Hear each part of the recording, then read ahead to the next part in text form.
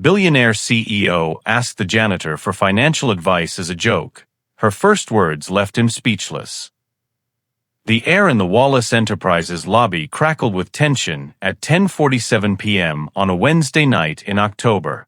Pamela Higgins stood frozen, her hand gripping the wooden handle of her mop, as four pairs of eyes locked onto her. The marble floor beneath her feet, half-cleaned and still damp, reflected the harsh LED lights above and the faces of people who'd never truly seen her before this moment. Her blue latex gloves felt suddenly too tight, her navy apron too visible, her entire existence too exposed. This was wrong. Everything about this was wrong. For 4 years, she'd perfected the art of invisibility. Head down, movements efficient, presence erased. She was furniture with a pulse, a fixture that emptied trash cans and mopped floors and disappeared before dawn. That was survival. That was safety. That was how she kept Amber's prescription bottle filled and the electricity on and hope alive, even when hope was nothing more than counting pills and praying they'd last until the next paycheck. But tonight, invisibility had shattered. Henry Wallace stood 15 feet away, one hand extended toward her in a gesture that landed somewhere between accusation and invitation. His expensive suit was slightly rumpled from a long day, his dark hair showing the first hints of silver at the temples, his expression a complicated mixture of discomfort, curiosity, and something that looked almost like desperation. Behind him, a small entourage of power and wealth watched the scene unfold like spectators at a blood sport. There was Paul Fletcher, and just seeing him made Pamela's stomach turn to ice. For years hadn't changed him much. Still handsome in that practiced way, still wearing confidence like armor, still carrying himself like a man who'd never faced real consequences for anything. The mentor who'd destroyed her. The thief who'd stolen her life's work. The liar who'd testified against her with tears in his eyes.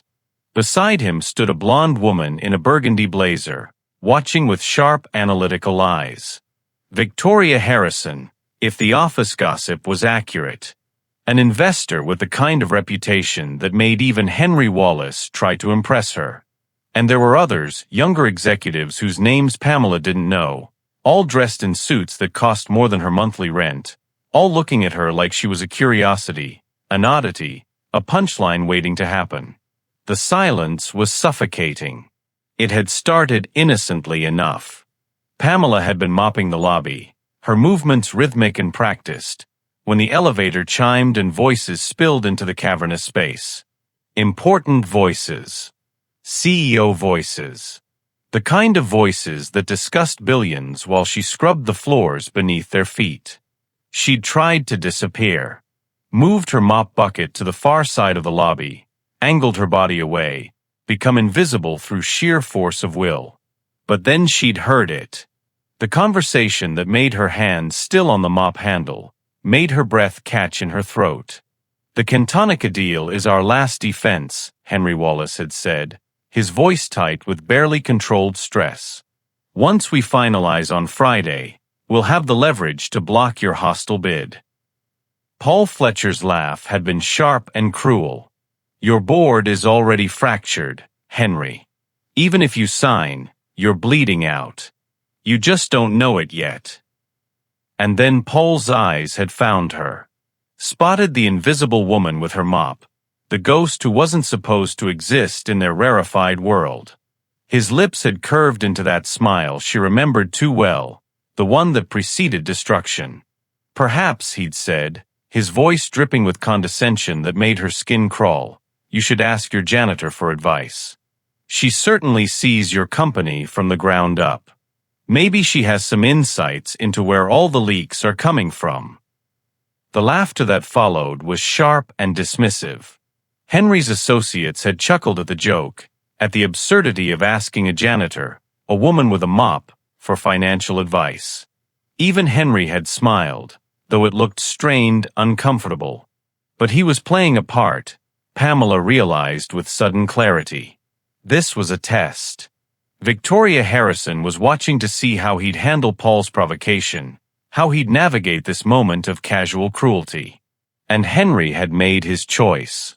He'd walked toward her, his entourage following like wolves tracking wounded prey. He gestured at her with one hand, his voice carrying that careful tone of someone making a joke they didn't quite believe in. "All right," he'd said, projecting across the empty lobby. "You heard the man. What's your expert financial advice for Wallace Enterprises?" That's when time had fractured. Pamela stood there, mop in hand, water dripping slowly onto marble that she'd just cleaned.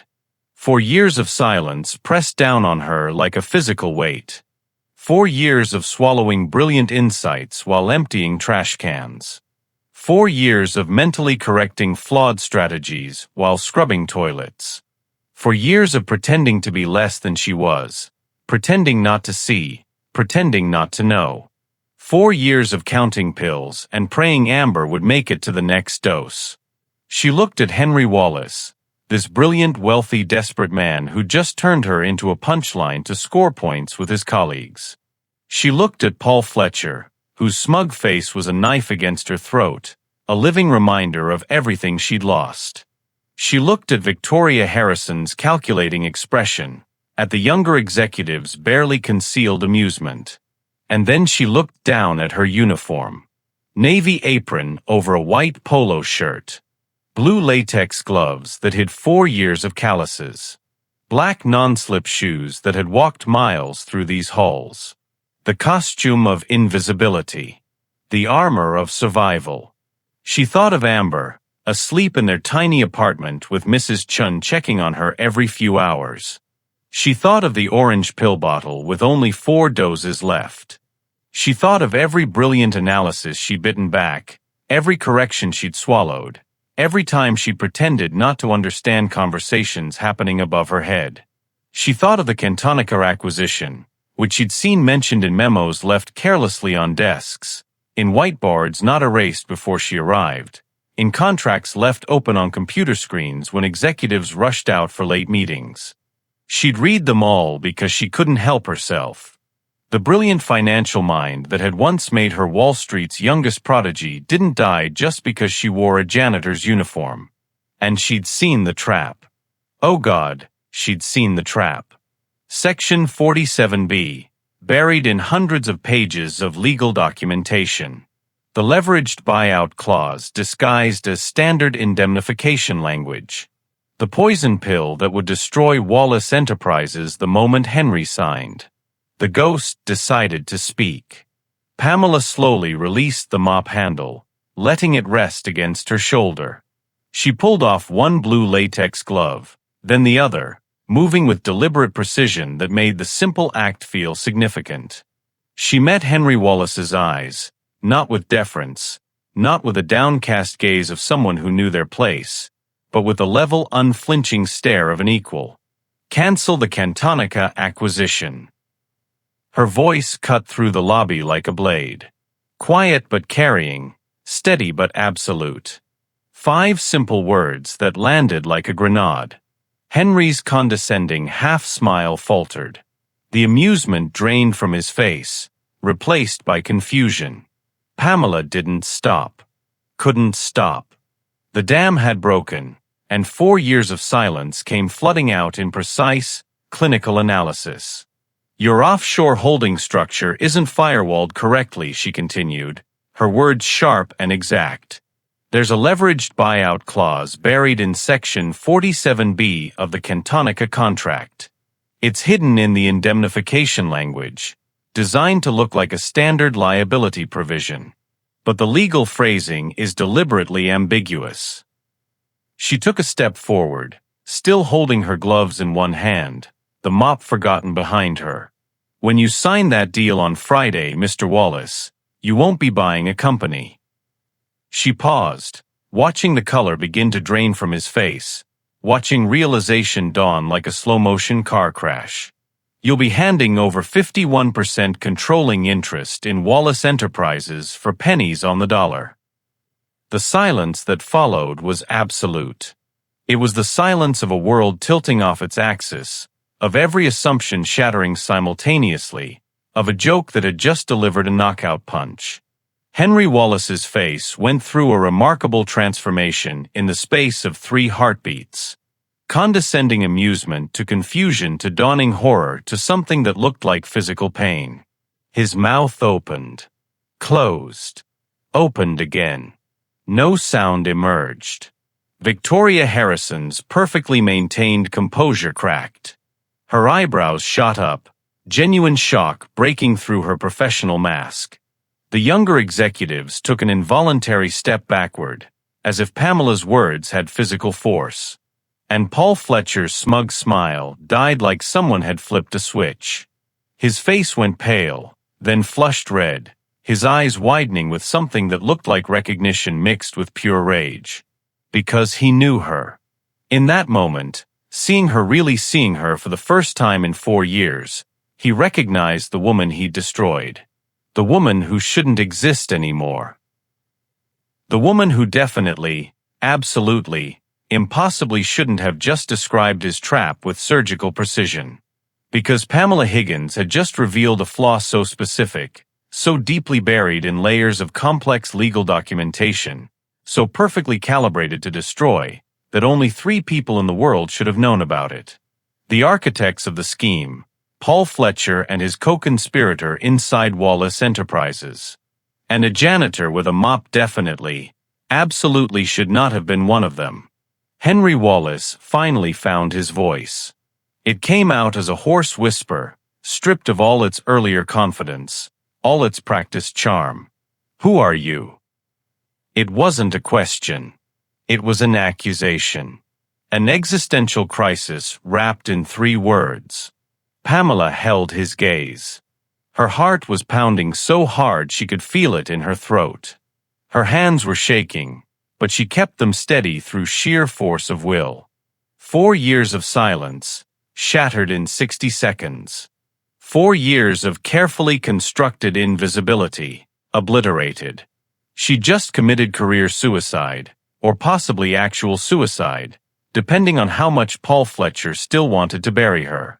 But then her phone buzzed in her apron pocket. She didn't need to look to know what it said.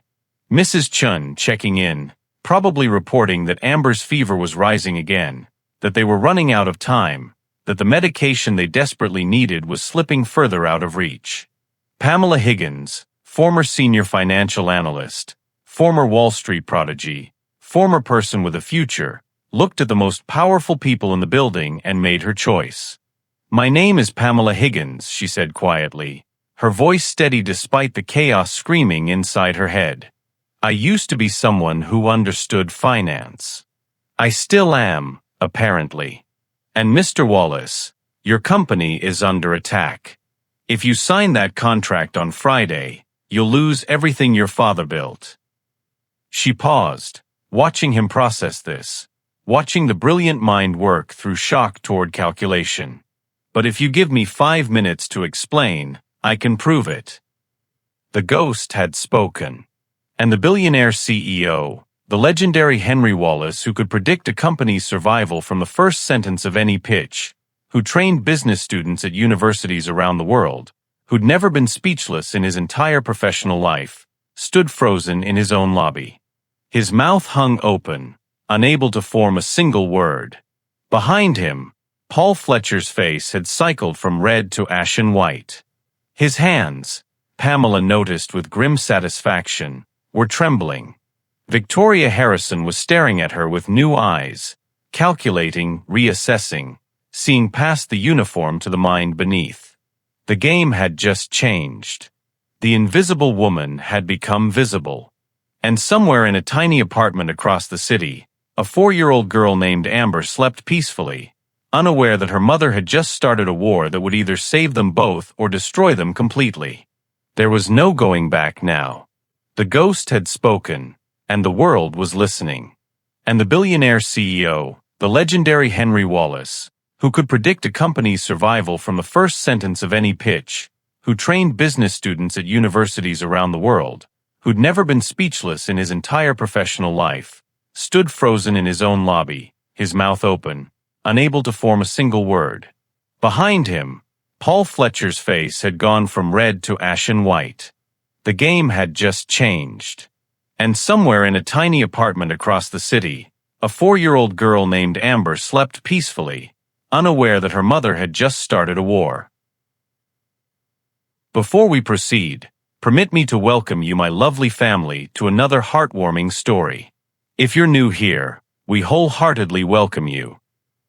To cement your place in this community, please hit the subscribe button now. Don't also forget to hit the notification icon bell to ensure you are the first to see our new story tomorrow. The silence stretched. Pamela watched Henry Wallace's face cycle through disbelief, calculation, and something that looked almost like fear. His mouth opened, then closed. Behind him, Victoria Harrison's professional composure had cracked just enough to show genuine shock. Paul Fletcher had gone very still, his eyes locked on Pamela with an expression she couldn't quite read. Recognition? Rage? Both? Security, Henry said finally, his voice low and controlled in that way powerful men used when they were barely holding themselves together. Escort Mr. Fletcher and his associates from the building. Paul's head snapped toward Henry. You can't be serious. You're going to listen to your janitor. I'm going to listen to someone who just described a contractual trap that 3 people in the world know about. Henry's voice was ice. And you're clearly one of them. So yes, Paul. I'm listening to her. And you're leaving. 2 security guards materialized from somewhere. They'd been watching the whole exchange, Pamela realized. Probably heard every word. Paul's face twisted with fury as the guards flanked him. This isn't over, Henry, Paul said, his voice a low growl. Then his eyes found Pamela, and the look he gave her was pure venom. A promise of retribution. Not by a long shot. The glass doors hissed shut behind them. The lobby felt suddenly vast and empty.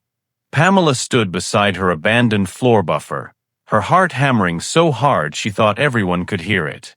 She'd just broken the first rule of survival: never be seen. Never be noticed. Never, ever speak.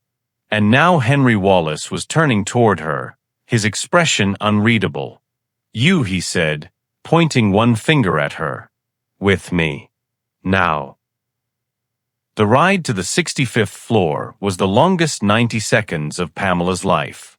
Henry stood near the elevator controls, his jaw working like he was grinding his teeth. Victoria Harrison had joined them, her sharp eyes studying Pamela with the intensity of someone trying to solve a complex equation. The younger executive had disappeared, probably sent to handle the Paul Fletcher situation. Pamela kept her eyes on the floor number display, watching it climb. 45. 50. 55. Each number was another layer of wealth, power, and influence she'd once belonged to and had been exiled from. The elevator smelled like expensive cologne and the particular scent of money that Pamela had almost forgotten. Leather, understated perfume, the faint chemical smell of dry cleaning on designer suits. Her phone buzzed in her apron pocket. She didn't need to look. Mrs. Chun, checking in about Amber. The fever. The pills. The constant, grinding mathematics of survival that never stopped calculating, even now, even in this impossible moment. The elevator chimed. The doors opened directly into Henry Wallace's penthouse office. Pamela had cleaned this space 1,000 times, always in the dead of night, always alone. Seeing it now, with the lights fully on and Henry Wallace standing in it like a king in his castle, was disorienting. The office was vast and minimalist. Floor-to-ceiling windows dominated one wall, offering a god's-eye view of the city. A massive desk of black marble anchored the space. There were no family photos, no personal touches. Just power distilled into glass, steel, and silence. Henry walked to his desk but didn't sit. He turned to face her, his arms crossed. Victoria positioned herself near the window, her posture relaxed but her attention razor-sharp. "Who are you?" Henry demanded. His voice had lost all its earlier humor. This was interrogation, not conversation. And don't tell me you're the janitor. A janitor doesn't know classified details about a private acquisition. So I'll ask you again, who are you, and how do you know about my deal? Pamela's mind raced. She was trapped. She could lie, but lies had a way of unraveling, especially when told to someone as intelligent as Henry Wallace. She could run, but where? Back to her tiny apartment, back to counting pills, back to watching Amber slowly deteriorate while she mopped floors and stayed invisible? Or she could tell the truth. The dangerous, career-ending, possibly life-destroying truth. She thought of Amber's pale face this morning, the way her daughter had smiled and said, "I love you, Mama," before Mrs. Chun arrived to watch her. She thought of the orange pill bottle with 4 doses left. She thought of 4 years of silence, for years of swallowing her brilliance, for years of being less than she was. The ghost had already spoken. Might as well finish the sentence. "My name is Pamela Higgins," she said, her voice steadier than she felt. "I used to work in finance. Senior analyst at Fletcher and Associates. That was 4 years ago, before Paul Fletcher stole my work, framed me for fraud, and destroyed my career. Before my daughter got sick and I needed a job that didn't require a background check. Before I became invisible." Henry's eyes narrowed. Fletcher and Associates. That's Paul's firm. "It was my firm too," Pamela said. "I was the youngest senior analyst they'd ever hired. I designed predictive algorithms, specialized in market pattern recognition. I was good at my job, Mr. Wallace. Really good. Until Paul decided my work was worth more than my career." "That's a serious accusation," Victoria spoke for the first time, her voice cool and analytical. "Paul Fletcher is a legend in this industry. You're telling us he framed you." "I'm telling you he stole the Cavalier algorithm, the predictive software I spent 3 years developing, and when I realized what he'd done, he manufactured evidence of fraud to discredit me. Offshore accounts in my name. Transaction logs time-stamped to my computer. Encrypted communications I never sent." Pamela's voice hardened. The case never went to trial because the evidence was circumstantial. But the damage was done. No firm would touch me. My certifications were suspended. And then my daughter got sick. Henry walked to his computer, his fingers flying across the keyboard. "What's your full name?" "Pamela Marie Higgins." More typing. A pause. Henry's expression shifted from skepticism to something more complex. He turned his monitor so Victoria could see. "Background check from her hiring file," he said quietly. "Fraud allegations from 4 years ago. Charges never filed, but the investigation is still technically open. Previous employment, Fletcher and Associates, senior analyst position, terminated for cause." He looked at Pamela, his eyes different now. Not hostile, but not friendly either. Calculating. "There were articles," Victoria said, still reading the screen. "Wall Street Journal profiled you when you were 26. Called you the prodigy of predictive analytics. And then..." She scrolled down. "Nothing. You disappeared." "I didn't disappear," Pamela said. "I was erased. There's a difference." Henry leaned against his desk, studying her. "Michael Williams mentioned your case once. He said the evidence looked bad, but the whole thing felt off. Too perfect. Too convenient." He paused. "Are you telling me Paul Fletcher engineered the entire thing?" "I'm telling you that Paul Fletcher is a brilliant liar and a patient strategist. He doesn't just steal. He destroys the evidence that he stole. He turns victims into suspects." Pamela met his gaze. And now he's doing the same thing to you. Silence filled the office. The weight of Pamela's accusation hung in the air like smoke. Finally, Henry spoke. You identified a trap in my contract. A very specific, very lethal trap that should be buried so deep in legal language that even my own counsel missed it. His voice was quiet, intense. How? Because I've seen Paul's work before, Pamela said. I know how he thinks. He's methodical, brilliant, and utterly ruthless. The Cantonica deal has his fingerprints all over it. The structure, the timing, the way the leverage clause is hidden in Section 47B under indemnification language. That's pure Fletcher methodology. Henry exchanged a look with Victoria. Some silent communication passed between them. Here's my problem, Henry said, turning back to Pamela. Everything you're saying could be true. Or you could be an incredibly sophisticated plant. Paul could have sent you here 4 years ago, set you up in the perfect cover, waited for exactly the right moment to deploy you. He walked closer. How do I know you're not his spy? Because if I was his spy, I wouldn't have warned you, Pamela said simply. I would have let you sign. I would have watched you lose everything. That would have been my job. Unless this is a more complex play. Unless warning me is part of the trap. Pamela's phone buzzed again. She couldn't stop herself from glancing at her apron pocket. The gesture was small, instinctive, but Henry caught it. Someone's trying to reach you. My neighbor. My daughter has a fever. The words came out before Pamela could stop them. Vulnerability was weakness, and she couldn't afford weakness.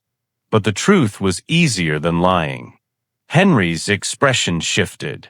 How old? 4. Pamela's voice caught. She has a rare enzyme deficiency. Without medication, she couldn't finish the sentence. Couldn't say the words out loud. And that's why you took this job. Why you stayed invisible for 4 years. That's why I took any job I could get. Pamela pulled out her phone, showed him the screen. 3 texts from Mrs. Chun, each one more worried than the last. The medication costs $4,000 a month. This job paid just enough. Barely, but enough. Henry studied her for a long moment. Then he made a decision. She saw it happen, saw the exact instant when calculation became action. 48 hours, he said. That's what you have. I want irrefutable proof that Paul Fletcher engineered this trap. I want to know how he got inside my systems. And I want to know how to turn this entire situation around and destroy him with it. He walked to his desk, pressed a button on the intercom. Karen, I need you to issue a new security credential. Alpha Prime clearance for Pamela Higgins. She's to have unrestricted access to all Wallace networks, databases, and facilities, effective immediately. No questions, no delays. A professional voice responded, Understood, Mr. Wallace. Henry turned back to Pamela. You'll have my personal authority, full access to any resource you need. If you succeed, I'll clear your name, pay for your daughter's treatment, and give you back the career Paul Fletcher stole. His voice dropped to something harder, colder. But if you fail, if you're wasting my time, or if this is some elaborate con, I will personally see to it that you never work again. Do we have an understanding? Pamela thought of Amber. Pale face, quiet strength, the way she smiled even when the pain was bad. She thought of 4 years of exile, 4 years of brilliance locked away, 4 years of being invisible while the world moved on without her. This was madness. A suicide mission. But it was also the only chance she'd ever get to reclaim her life. Yes, Mr. Wallace, she said, her voice finding a strength she thought was long gone. We have an understanding. Henry nodded once, sharp and definitive. Good. But first. He pulled out his phone, dialing. Dr. Alastair? It's Henry Wallace. I have an emergency. I need your best pediatric team mobile, diagnostic equipment, everything. There's a child with an enzyme deficiency who needs immediate attention. He looked at Pamela. What's your address? Pamela stared at him, speechless. She gave him the address, her voice barely a whisper. Henry relayed it to the doctor, then hung up. My medical team will be at your apartment in 20 minutes, he said. They're the best in the city. They'll take care of your daughter while you take care of my company. He paused. Consider it an advance on services rendered. For the first time in 4 years, Pamela Higgins felt something she thought was dead, hope. Friday morning arrived cold and gray, the kind of October dawn that threatened rain but never quite delivered. Pamela stood outside Wallace Enterprises at 6 a.m., watching the building's glass facade catch the early light. She wasn't wearing her janitor's uniform. Instead, she wore a borrowed pantsuit from Victoria Harrison's assistant, slightly too large but professional enough to pass. Her cleaning cart was gone, replaced by a leather messenger bag containing a laptop, security badge, and a micro SD card with her life on it. She barely recognized herself in the lobby's reflective surfaces. The night security guard did a double take when she approached. Miss Higgins? Is that you? Morning, Marcus. She held up her new badge. Alpha Prime clearance, the kind that opened every door in the building. Heading up to 65. He scanned her badge, his eyebrows rising when he saw the clearance level. Have a good day, ma'am. Ma'am. Not miss in that dismissive way people used with service workers. Ma'am, with respect. The shift in perception was dizzying. The executive elevator carried her smoothly upward. When the doors opened on the 65th floor, Karen was waiting. Henry's assistant was exactly as Pamela remembered from years of invisible encounters. Severe haircut, impeccable suit, the kind of professional competence that made you wonder if she was secretly running the entire company. Miss Higgins, Karen said with zero trace of surprise at Pamela's transformation. Mr. Wallace has prepared a workspace for you. This way.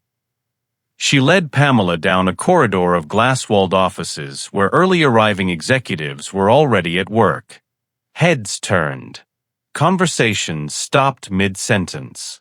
The janitor was walking through their domain in a business suit, carrying a laptop bag, following the CEO's assistant. The whispers would start before lunch. Karen stopped at a door that looked like a supply closet. She pressed her thumb to a scanner. The lock clicked open, revealing something entirely different. A small, soundproofed room with a minimalist desk, a high-backed chair, and a wall-sized monitor currently displaying the Wallace Enterprises logo. The walls were glass, offering zero privacy. Everyone on the floor could see inside. A fishbowl, Pamela thought. Henry was putting her on display, making a statement. This woman has my trust. Question her at your own risk. The laptop has full network access, Karen said, placing a sleek black computer on the desk. Mr. Wallace's direct line is programmed into the phone. Is there anything else you need? Coffee, Pamela said without thinking, then immediately regretted it. Old habits. Karen's expression didn't change. I'll have some sent up. Preference. Black. Strong. Of course. Karen turned to leave, then paused. For what it's worth, Miss Higgins, half the executives on this floor couldn't identify a leveraged buyout clause if it bit them. Whatever you did last night impressed Mr. Wallace. That's not easy to do. She left before Pamela could respond. The door clicked shut with a soft, definitive sound. Pamela was alone in her glass cage. She placed the laptop on the cool surface of the desk and opened it. The machine booted instantly to a secure desktop with a single icon in the center, Wallace Archive. She swiped her new security badge across the reader. The system accepted it without hesitation. Access granted. Welcome, Miss Higgins. The entire digital infrastructure of Wallace Enterprises opened before her like a flower. Financial records, internal communications, acquisition proposals, personnel files, board minutes, everything. It was an ocean of data, and Pamela knew how to swim in it. But first, her phone buzzed. She pulled it out with trembling hands. The text was from Dr. Alastair, Henry's personal physician. Amber responding well to treatment. Fever breaking. Vitals stable. We've run a full genetic panel and identified the specific enzyme deficiency. There are new therapies available. Call me when you have time to discuss treatment options. Pamela read the message 3 times. Treatment options. Not just management. Treatment. The word felt foreign, impossible, like a dream she'd stopped allowing herself to have. She wiped her eyes quickly, aware that everyone outside could see her through the glass. She couldn't fall apart now. She had 48 hours to save a company and reclaim her life. The clock was already ticking. She turned to the laptop and got to work. The Cantonica contract was her starting point. She navigated to the secure acquisition folder and opened the primary file, 1,247 pages of dense legal documentation. Most people would start at page 1 and read linearly. Pamela wasn't most people. She went straight for the metadata.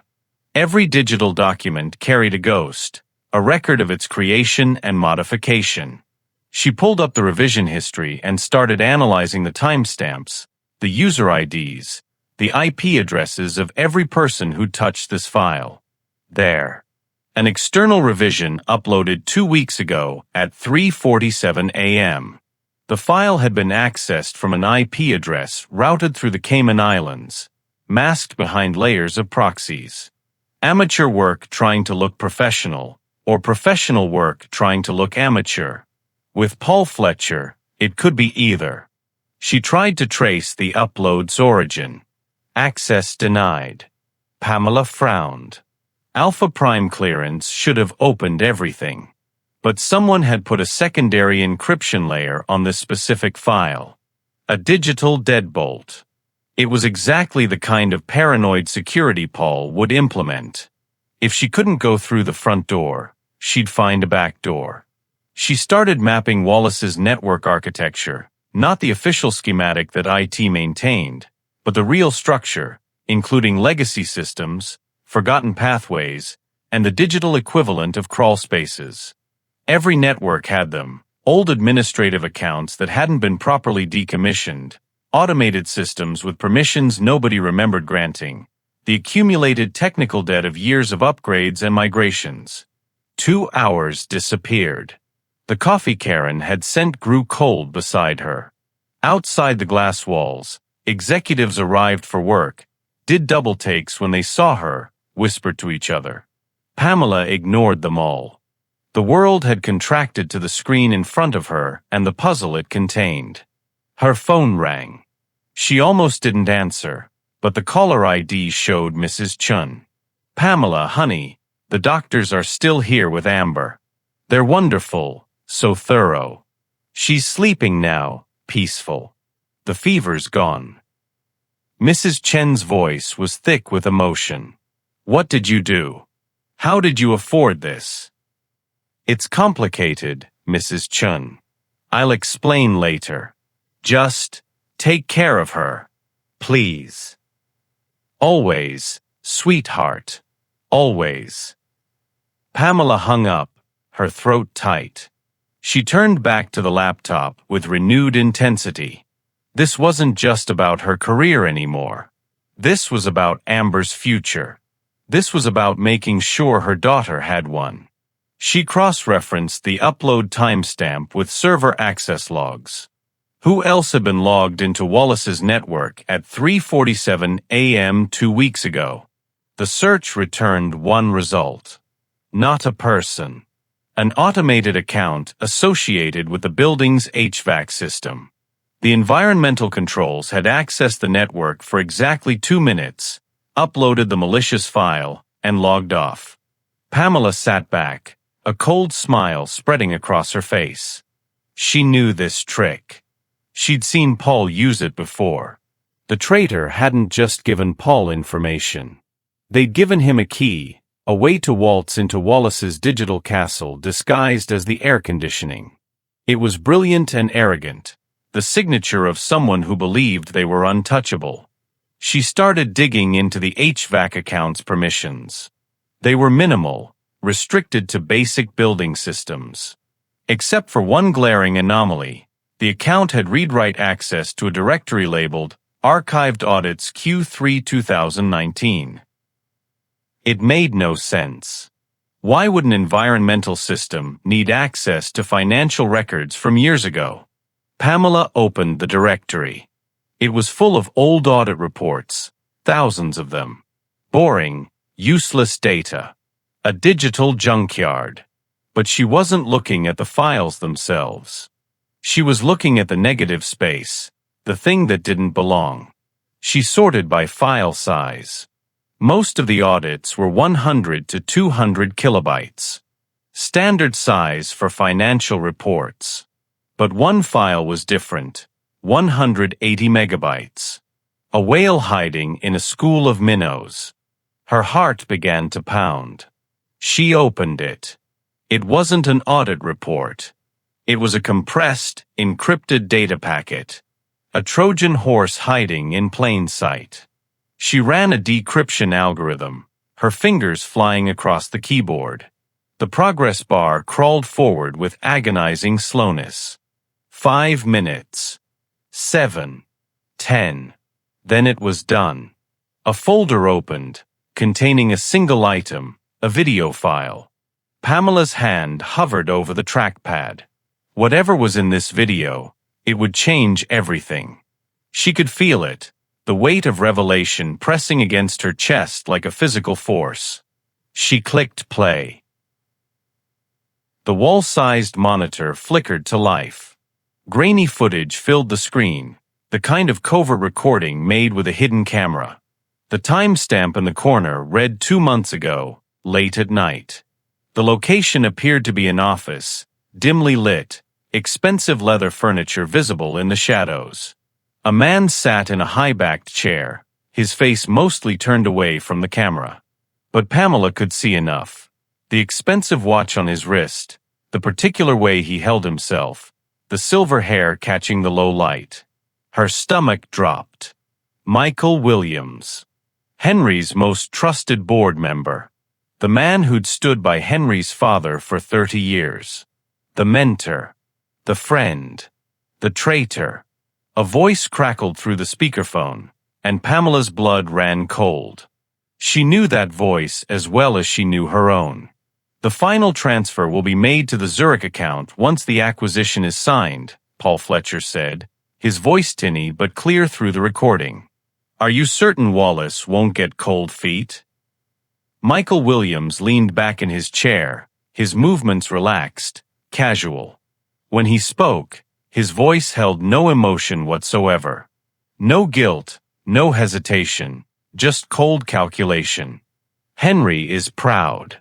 He sees this Cantonica deal as his chance to finally step out of his father's shadow, to prove he's not just managing a legacy but building one. He won't back down. His pride won't let him. And the board? Paul asked. The board is mine. They trust me. When the time comes, when your takeover bid goes public, I'll advise them that accepting Fletcher Holdings' offer is the only logical step to protect their investment from Henry's reckless maneuvering. They'll vote with me. They always do. Perfect. Paul's voice carried a note of satisfaction. Henry's legacy becomes my company, and you get your very comfortable retirement in the Caymans. It's almost poetic, isn't it? Destroying the son with the same loyalty his father gave you. Michael's laugh was soft, devoid of warmth. Benjamin Wallace was a brilliant man, but he was weak in the ways that matter. He trusted too easily, believed in loyalty like it was a virtue instead of a transaction. Henry inherited that weakness. It makes him predictable. And profitable, Paul added. For us, at least. The video continued for another minute, the two men discussing logistics, timelines, account numbers. Then it ended, the screen going black. But the silence it left behind was deafening. Pamela sat frozen, her mind reeling. She'd suspected corporate betrayal. She'd known there had to be an inside man. But this wasn't just business. This was patricide dressed in a three-piece suit. This was a man systematically destroying the legacy he'd sworn to protect, and doing it with the kind of casual cruelty that made her skin crawl. She thought of Henry. The way he'd spoken about his father, the weight of legacy in every decision he made. Learning that Michael Williams, his father's closest friend, was the architect of his destruction would shatter him. But she needed more than the video. Video could be dismissed, contested, tied up in legal battles about authenticity. She needed cold, irrefutable financial proof. She needed to build a case so airtight that Henry's mind would be forced to accept what his heart wanted to deny. Pamela immediately backed up the video file. She copied it to an encrypted partition on the laptop's hard drive, then created a second backup on a micro SD card she found in the desk drawer. She slipped the tiny card into a hidden pocket in her wallet, right next to the emergency $20 bill she'd carried for years. Evidence and survival, side by side. Now for the financial trail. The video had given her everything she needed. Keywords, account information, timelines. Zurich holding account. Williams. Fletcher. Final transfer. She dove into Wallace's encrypted international transaction logs for the past 6 months. This was the deep water, the place where legitimate business and criminal conspiracy looked almost identical until you knew what patterns to look for. Hours evaporated. The sky outside shifted from gray morning to pale afternoon light. Pamela's coffee had long since gone cold. She didn't notice. She was hunting, following a trail of breadcrumbs through a forest of shell corporations and wire transfers. And there it was. Beautiful in its subtlety. A series of small payments from Wallace's international division, each one authorized and seemingly legitimate. Consulting fees paid to various companies, Strategic Advisory LLC, Market Research Partners, Global Insights International. Amounts between $50,000 and $200,000, spread across months, never large enough to trigger audit flags. But when she traced where those payments went next, the picture became clear.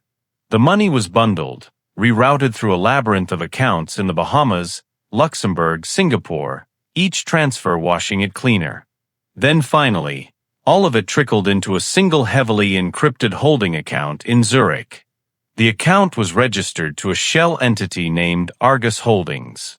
Pamela ran a search on Argus Holdings. It was a complete dead end. Anonymous ownership, no public filings, a ghost company that existed only on paper and in encrypted ledgers. But she didn't need to see the name on the account. She had the video. She had the complete financial architecture of the betrayal, mapped out like a criminal's blueprint. She was about to document her findings when movement outside her glass office caught her attention. Michael Williams was walking past, a cup of coffee in hand, the picture of distinguished competence. He was greeting other executives, his smile paternal and warm. He paused for a moment when he saw Pamela through the glass, his gaze landing on her with mild curiosity. Their eyes met. He had no idea. He was looking at his executioner and didn't know it. His smile didn't falter. He gave her a small, almost imperceptible nod, the kind of condescending acknowledgement a king might give to a servant who'd been promoted above her station. Then he continued down the hallway, disappearing into his magnificent corner office. Pamela felt a chill crawl up her spine. The casual arrogance of it, the absolute certainty that he was untouchable, that his decades of loyalty made him invisible to scrutiny. She thought of Paul Fletcher sitting in some expensive office somewhere, equally certain of his genius. Two predators who'd gotten away with it for so long that they'd forgotten anyone might fight back. Pamela's jaw set. She turned back to her laptop and began compiling everything into a single encrypted file. She built a flowchart showing the money trail from Wallace Enterprises to Argus Holdings, each step documented with transaction logs and timestamps. She attached the server data proving the HVAC backdoor. She included copies of the Shell Corporation registrations, the wire transfer records, everything. And at the very bottom of the file, she embedded the video. The smoking gun. The Judas kiss captured in grainy digital footage. She looked at the completed package. It was a bomb. A career-ending, legacy-destroying, freedom-threatening weapon. And in 45 minutes, she was going to hand it to Henry Wallace and watch his world explode. She picked up the desk phone, the direct line to the CEO's office. Her hand was steady despite the adrenaline coursing through her veins. Henry answered on the first ring. "What have you got?" Pamela's voice was low and controlled. "Everything. The trap, the traitor, the proof. All of it." She paused, choosing her next words carefully. "But you need to see this in person, Mr. Wallace. And you need to prepare yourself. This is worse than you imagined." The silence on the line was heavy. Then Henry's voice came back, stripped of all emotion. "My office. 5 minutes." The line went dead. Pamela gathered the laptop, checked that the micro SD card was secure in her wallet. She stood, straightened her borrowed suit, and took a deep breath. In 5 minutes, she would destroy a man's faith in everyone he trusted. She would shatter the foundation of his entire professional life. But she would also give him the truth. And sometimes, that was all you could offer someone, even when you knew it would hurt them. She opened the door and walked toward the CEO's office, aware of every eye on the floor tracking her movement. The ghost was walking in daylight now, and there was no going back to invisibility. The door to Henry's office was open. He stood by the windows, a silhouette against the afternoon light. Victoria was there too, which didn't surprise Pamela. And Michael Williams, which did. Her stomach twisted. Henry had called a standard senior staff meeting. He didn't know yet that one of the people in this room was his enemy. "Miss Higgins," Henry said, turning. "Show us what you found." Pamela walked to the conference table, her heart pounding. She had to expose Michael while he was in the room. She had to build the cage before revealing the monster, had to make it impossible for him to run. She opened the laptop and connected it to the large monitor on the wall. Michael Williams sat at the table, his posture relaxed, his expression mildly curious. He looked at Pamela the way a man might look at a junior analyst about to give a routine presentation. He had no idea what was coming. "The vulnerability in the Cantonica deal is intentional," Pamela began, her voice calm and professional. She brought up the flowchart she'd created.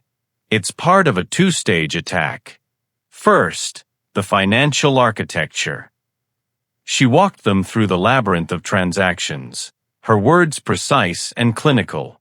Shell corporations, wire transfers, the money flowing out of Wallace Enterprises like blood from 1,000 small cuts. The Zurich account. Argus Holdings. The complete map of fraud. Henry absorbed every word, his brilliant mind processing at terrifying speed. Victoria took notes, her expression grim. Michael Williams watched with what looked like appropriate concern, playing his role perfectly. "This is sophisticated," Henry said quietly. "Patient. Nearly invisible. But it's just money. The Real kill shot is the Cantonica clause. That's what will destroy the company." "Exactly," Pamela agreed. "The money trail is the payment. Payment for the information that made the kill shot possible. The intel had to come from someone on the inside. Someone with access to everything. Someone you trust completely." Henry's eyes sharpened. "You said you knew who. Who is Argus Holdings? Who's my traitor?" This was the moment. Pamela looked at Michael Williams, saw him sitting there with that false concern on his face, and felt something cold and hard settle in her chest. "The name on the account is a shell," she said softly. "But I didn't need a name. I found a confession." She minimized the spreadsheets. The screen went black for a second. Her hand hovered over the video file. There was no way to soften this blow. No way to prepare Henry for what he was about to see. "What you're about to watch," she started, then stopped. What could she say? Your father figure betrayed you? The man you trust most in the world has been planning your destruction? She simply clicked play. The grainy video filled the wall-sized monitor. The sound of Paul Fletcher's voice filled the silent office, followed by Michael Williams's calm, measured tones discussing Henry's destruction as casually as men might discuss a golf game. Pamela didn't watch the screen. She watched Henry. For the first few seconds, his expression was confusion. Then recognition dawned, and the color drained from his face. His skin went pale, almost gray. A subtle tremor started in his left hand, the only outward sign of the earthquake happening inside him. He listened to Michael call him predictable, weak, a target. He heard the man who'd stood beside his father for 30 years calmly plan to steal everything Benjamin Wallace had built. Each word was a knife, cutting away at the foundation of trust that had supported Henry's entire professional life. Victoria's hand had moved to her mouth, her professional composure cracking. Michael Williams had gone very still, his face cycling rapidly through shock, then panic, then a desperate calculation of how to spin this. When the video ended, the silence was absolute. Henry stood frozen, his gaze fixed on the blank monitor, seeing nothing. His jaw worked, but no sound came out. The tremor in his hand had spread to his arm. Finally, he blinked. Once. Twice. He took a ragged breath, the first sign that he was returning to his body. When he turned to look at Michael, his eyes were different. The vulnerability was gone, locked away behind a wall of rage so cold it burned.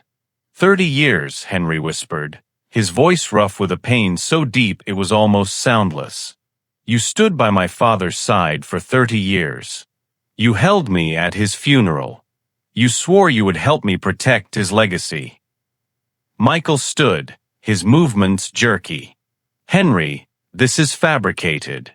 That woman is Fletcher's spy. This is all a setup to turn you against your own board. Sit down, Henry said, his voice dropping to something that barely qualified as human speech. Sit down, Michael, or I swear to God I will have security drag you down. Michael sat, his face red, his eyes darting between Henry and the door. You didn't just betray me, Henry continued, walking slowly toward Michael. You betrayed my father. Everything he built. Everything he believed in. He trusted you. He loved you like a brother. Your father was weak, Michael said, and the words came out before he could stop them. The mask had slipped, revealing the rot beneath. He could have made 10 times what he did, but he was too concerned with ethics, with legacy, with doing things the right way.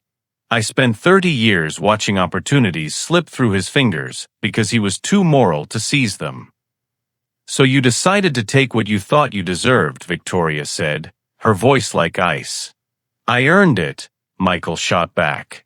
Every penny. You think 30 years of loyalty is free? You think I should have what? A gold watch and a pat on the back. You had respect, Henry said. You had trust. You had a legacy of your own. And you threw it all away for money. He walked to his desk, pressed a button. Security to the CEO's office. Immediately. Michael stood, backing toward the door. You're making a mistake, Henry. Fletcher's janitor has played you perfectly. You're destroying your father's oldest friend based on fabricated evidence. No, Henry said quietly. I'm excising a tumor. Get him out of my sight. The door opened. 2 security guards entered, their expressions professionally neutral. They'd heard everything through the intercom, Pamela realized. Henry had made sure of it.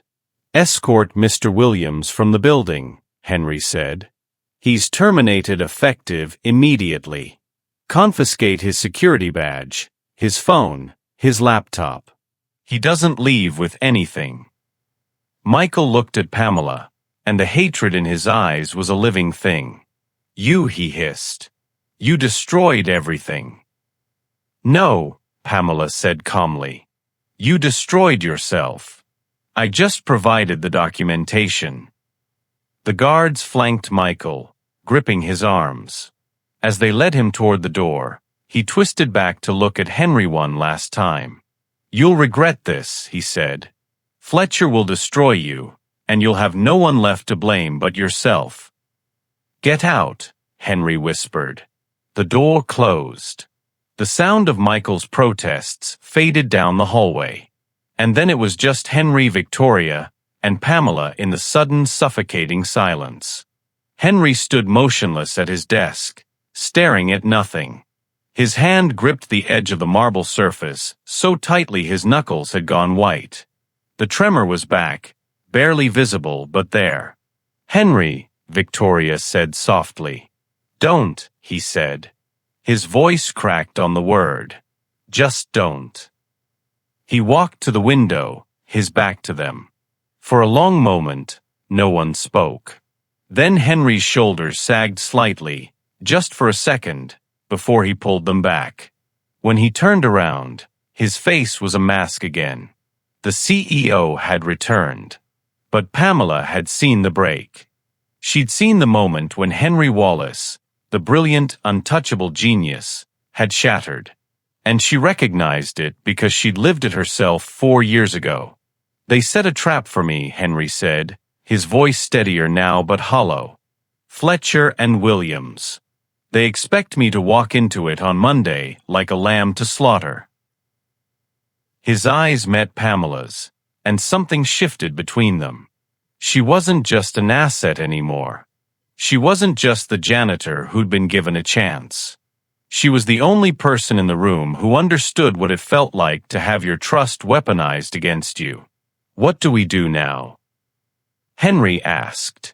The question was simple, but the weight behind it was enormous. How do we burn them to the ground? Pamela had been waiting for this question. She'd been building the answer all morning. They handed us the weapon, she said. The Cantonica contract. We don't cancel the deal. We don't run from the trap. She stepped closer to the monitor, her mind already racing through possibilities. We let them spring it. But when the jaws snap shut, we make sure they're the ones caught inside. A dangerous light flickered in Henry's eyes. The shock was burning away, leaving behind something harder, colder. The predator recognizing another predator. Tell me, he said. And Pamela began to explain exactly how they were going to turn betrayal into victory. The plan came together over the next hour. Victoria, whose shock has now transformed into cold strategic focus, joined the discussion. They clustered around the conference table, the three of them building a counter-trap with the precision of surgeons planning a complex operation. "Fletcher's trap is perfect," Pamela said, pulling up the Cantonica contract on the monitor. "But it has one weakness: their arrogance. They believe Henry is reacting to a business threat, so they're prepared for business moves. Canceling the deal, renegotiating, filing lawsuits. What they don't expect is for him to knowingly sign their doctored contract." "Because that would be suicide," Victoria said flatly. "Only if it's their contract," Pamela countered. "We need to amend it. Add our own clause, a reciprocal poison pill buried so deep in the legal language that men convinced of their own genius won't bother to read it carefully." Henry leaned forward, his grief temporarily submerged beneath strategic calculation. "What kind of clause?" "A mirror," Pamela said. She started typing, pulling up a blank document. "We state that if the leveraged buyout provision is triggered under circumstances deemed fraudulent or conspiratorial by an independent arbiter, then the contract is void.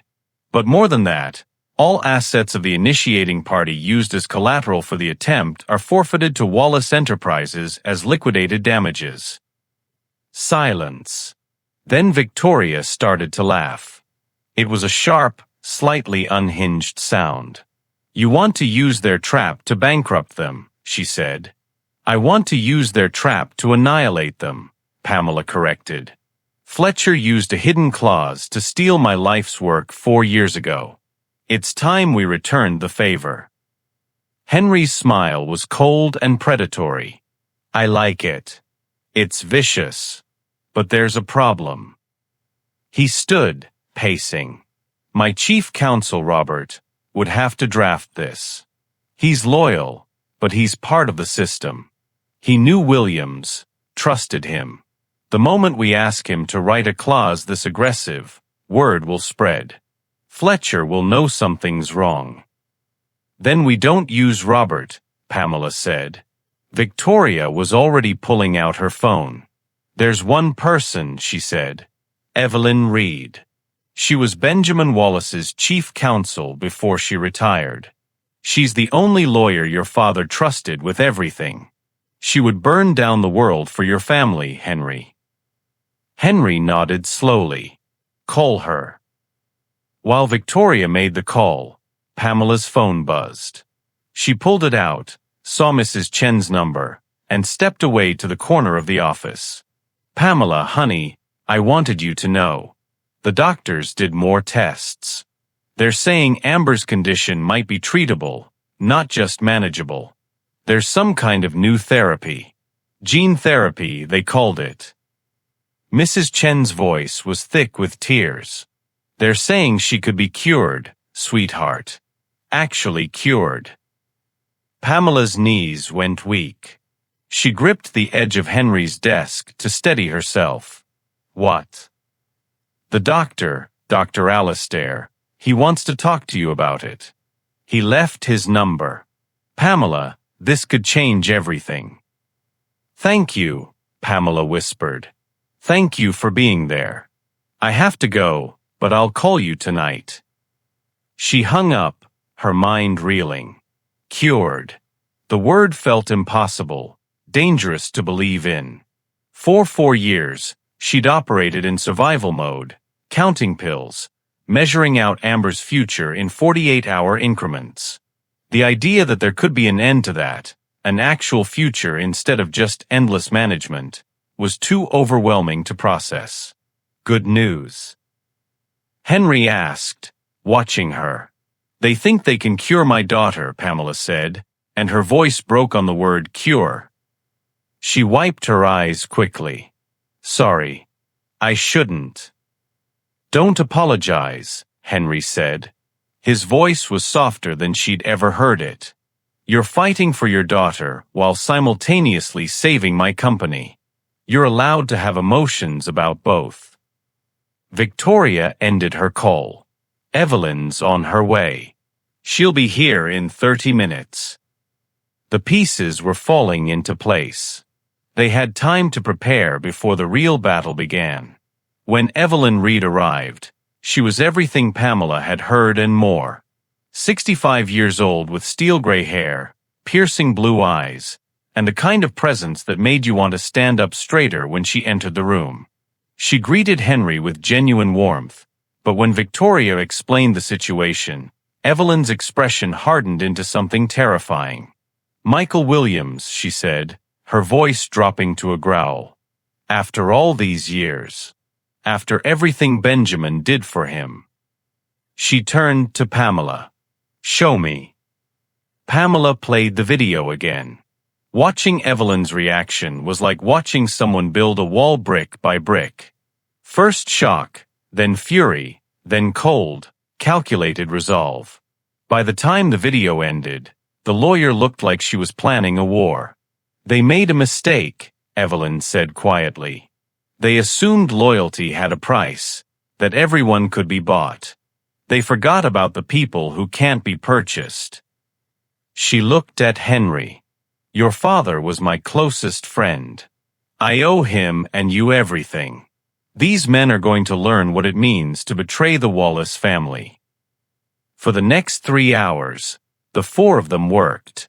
Evelyn dictated legal language with the precision of a surgeon wielding a scalpel.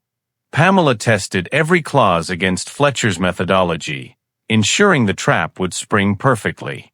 Victoria provided strategic oversight, trimming unnecessary words, making the weapon as lean and deadly as possible. By 5 p.m., they had it. A single page of dense legal text that looked like a tedious but necessary bit of housekeeping.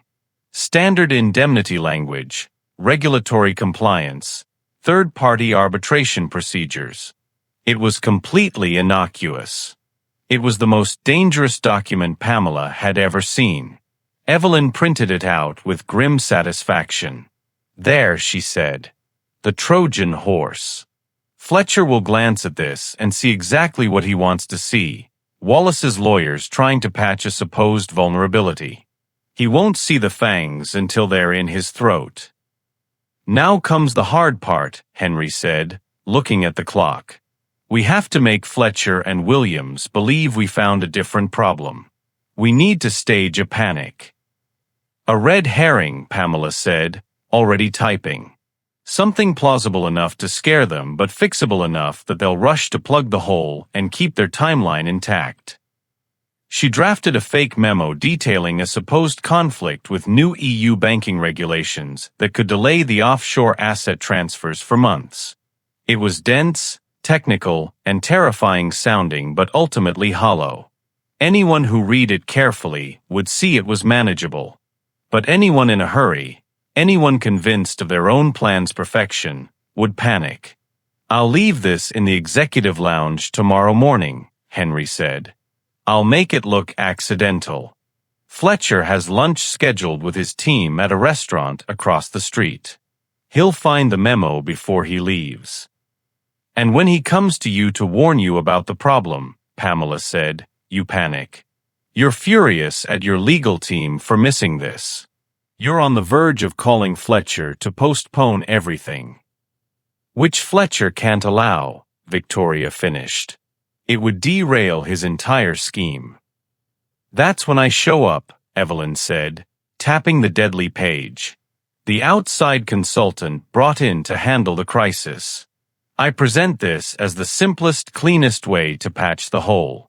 Fletcher will carry his own execution order to his meeting with Williams, and neither of them will know until it's too late." The plan was audacious, risky, dependent on human psychology and perfect timing. It was also brilliant. "There's one more thing we need," Pamela said carefully. "Surveillance on Fletcher and Williams's lunch meeting tomorrow. We need confirmation they're moving forward, that they're taking the bait." Henry's head of security was called in. Within minutes, they had a plan. A microphone disguised as a cufflink on a trusted waiter's uniform. A live audio feed that would stream directly to Henry's office. By the time the sun set over the city, they had their strategy. A 3-stage counterattack, the red herring, the Trojan horse, and the surveillance to confirm the trap was set. "Get some rest," Henry said as they prepared to leave. Tomorrow, we play our roles. Monday, we win. But as Pamela gathered her things, Henry called her back. Wait, he said. The office was empty now, just the two of them. The city lights cast long shadows across the marble floor. I wanted to thank you. For everything. A week ago, you were mopping this floor. Now you're the architect of the most complex countertrap I've ever seen. You gave me a chance when no one else would, Pamela said. That deserves more than thanks. Henry shook his head. I made a joke at your expense because I wanted to impress Victoria. You could have stayed silent, protected yourself.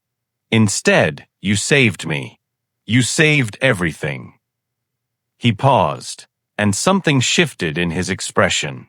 Not professional calculation this time, but something more human, more vulnerable. When this is over, he said carefully, when Fletcher and Williams are dealt with and your daughter is healthy, I'd like to take you to dinner. Not as CEO and employee.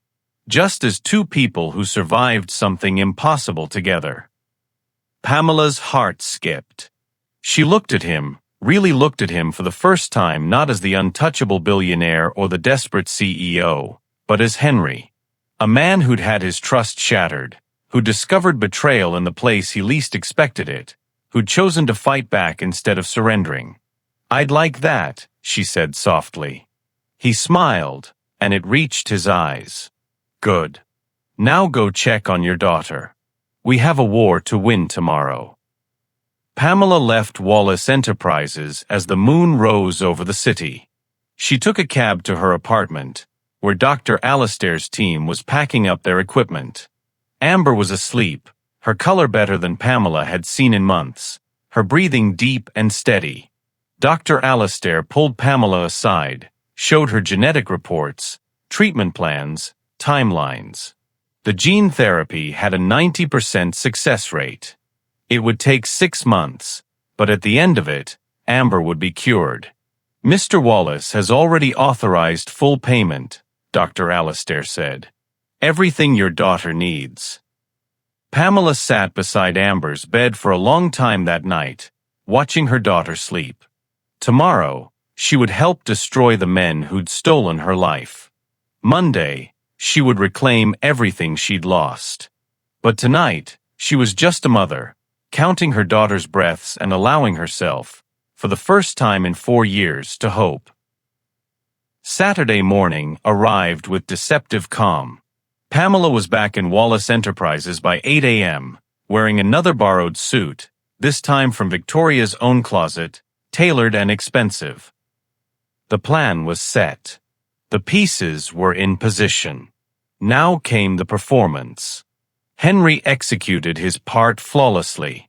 At precisely 9:45 a.m., he walked through the executive lounge with a fake memo visible in his hand. He sat down, made a show of reading it with growing concern, then took a call from his legal team. When he left 10 minutes later, the memo remained on the side table, as if forgotten in his distraction. Pamela watched from her glass office. At 10:15 a.m., Paul Fletcher entered the building. He was meeting with some of Wallace's board members, the ones who hadn't yet learned about Michael Williams's termination. Keeping up appearances. Playing the part of the concerned rival offering alternatives to Henry's reckless strategies. Fletcher walked through the executive lounge. Paused. His eyes landed on the memo. Pamela saw the moment of decision. Take it or leave it. It was too perfectly positioned to be an accident, but also too tempting to ignore. He took it. Slipped it into his briefcase with practiced casual discretion. The bait was taken. From that moment, the day became an exercise in controlled tension. They gathered in Henry's office, Henry, Pamela, Victoria, and Evelyn, watching the clock, waiting for the inevitable. The call came at 2:37 p.m. Mr. Fletcher is in the lobby. Karen's voice came through the intercom. He says it's urgent. Henry looked at the others. This was it. Send him up. Fletcher entered looking grave, concerned, every inch the reluctant messenger of bad news. He held up the memo. Henry, we have a serious problem. The performance began. Henry feigned shock. He called in his legal team, berated them for missing the EU regulation conflict. He spoke of canceling the signing on Monday, of pulling back, of protecting the company from what looked like a fatal oversight. Fletcher played his part beautifully. No, that's too drastic. Panicking is exactly what your competitors want. We simply need to close this loophole. A minor amendment should suffice. There's no time, Henry snapped, exactly as rehearsed. The signing is Monday morning. I don't have a legal team that can draft something this complex in 48 hours. That's when Evelyn made her entrance. Karen announced her arrival, and Evelyn walked in with the air of someone who'd been doing this longer than everyone in the room had been alive. She greeted Henry warmly, nodded professionally at Fletcher, and listened as Henry explained the problem. She reviewed the fake memo with appropriate seriousness. This is a nasty snag, she agreed. But Mr. Fletcher is right. It's fixable. She pulled a single page from her briefcase. I took the liberty of drafting some standard indemnity language that should resolve the EU regulatory conflict. It's boilerplate, really, but clean. It bypasses the entire issue and actually strengthens your position. She handed the page to Fletcher. Pamela held her breath. Fletcher read it. She could see his eyes scanning the dense paragraphs, looking for the phrases that mattered to him. Cancellation clauses, payment terms, timeline changes. He wasn't looking for a reciprocal liability clause wrapped in regulatory compliance language. He was looking for threats to his plan, not weapons that could be turned against him. This looks perfectly adequate, Fletcher announced, his relief palpable. In fact, it's excellent. Simple, clean. He turned to Henry. Let me handle this. I'm meeting some of your board members for lunch anyway. I'll present this as a final minor revision from your side. A formality. They'll sign off on it without a second thought. He placed the page in his briefcase. The snap of the case closing was the sweetest sound Pamela had heard in years. Fletcher was carrying their weapon, and he didn't know it.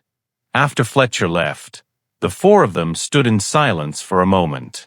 Then Victoria laughed, a release of tension that bordered on hysteria. He took it, she said. He actually took it. Phase 1 complete, Henry said. But his expression was grim. Now we need confirmation that the whole plan is moving forward. If Fletcher gets suspicious, if Williams warns him off. The surveillance, Pamela said. Fletcher and Williams are having lunch at 1:30 tomorrow. We'll know then. Sunday dragged by with agonizing slowness. Pamela spent the morning with Amber, who was bright-eyed and playful for the first time in weeks. Dr. Alastair had started the preliminary treatments, and the results were already visible. Watching her daughter laugh, actually laugh without pain cutting it short, filled Pamela with a fierce determination that made her hands shake. By 1 p.m., she was back at Wallace Enterprises. Henry's office had been transformed into a command center. A tablet on the conference table displayed a live audio feed, represented by a fluctuating waveform. The waiter with the concealed microphone was in position. They listened to ambient restaurant sounds.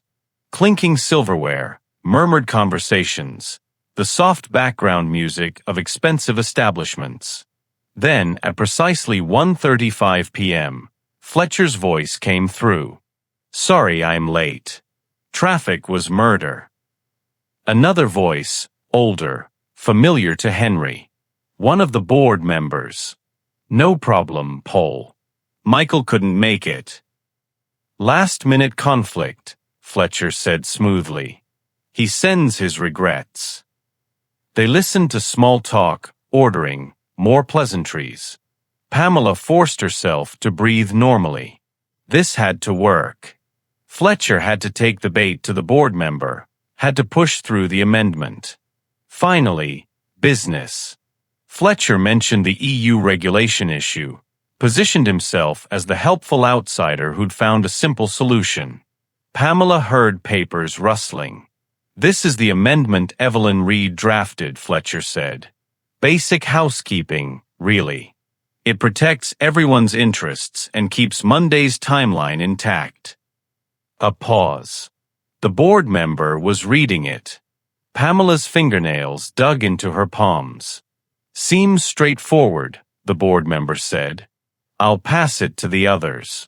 We can approve it tonight, have it ready for Monday's signing." "Perfect," Fletcher said. They'd done it. The poison pill was approved, officially incorporated into the contract. Fletcher and Williams would sign their own execution order.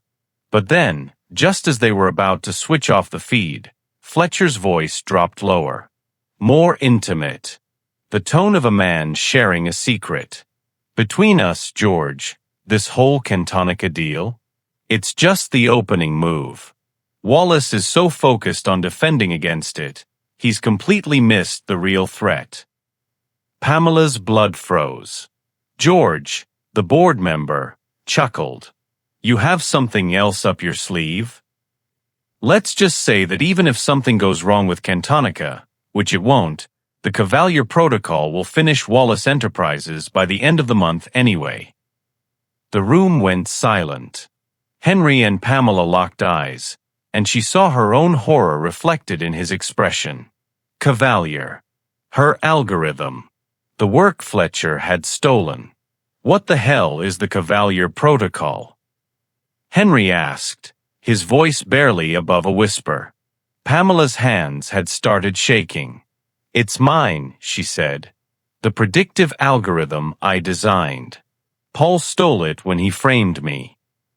Her mind was racing, pieces falling into horrible place. "He's weaponized it. He's going to use it to crash your stock." Victoria's face had gone pale. "Can he do that?" "Yes," Pamela said, the word hollow. Cavalier was designed to predict market volatility by analyzing millions of data points per second. In the right hands, with malicious intent, it could be reversed. Instead of predicting a fire, it could start one. A targeted flash crash of Wallace Enterprises stock. The audio feed continued. George was asking Fletcher for details, but Fletcher deflected with practiced ease. "All in good time. Let's just make sure the Cantonica signing happens first. The timeline is crucial." The lunch conversation shifted to safer topics. They listened for another 20 minutes, but nothing new emerged. When the feed finally ended, the four of them sat in stunned silence. "We spent all our energy disarming one bomb," Henry said slowly, "only to discover there's a second one we never saw." "The Cantonica deal was never the real trap," Pamela said, the horrible logic becoming clear. "It was a distraction. A brilliant, multi-billion-dollar misdirection. The real weapon is Cavalier." She stood pacing, her mind working through the implications. "Fletcher needs me to sign the Cantonica contract. The digital signature, the official authorization. That's the trigger. That's what activates Cavalier fully." Henry stared at her. "The Cantonica trap isn't the bomb. It's the detonator." "Exactly." Pamela turned to face them, the full scope of Fletcher's genius becoming clear. He doesn't care if we find the flaw in the contract. He just needs the signing to happen. The moment you execute that contract, Cavalier gets its final authorization key and the real attack begins. Victoria's voice was flat, defeated. "So we're trapped. If we sign, Cavalier activates and we're destroyed. If we don't sign, Fletcher initiates the hostile takeover, and without the defense Cantonica was supposed to provide, we lose anyway. With Michael gone, we don't even have the board support to fight back. Checkmate, Henry said softly. Pamela looked at the three of them. Henry, the brilliant CEO who'd just discovered his father's closest friend was a traitor.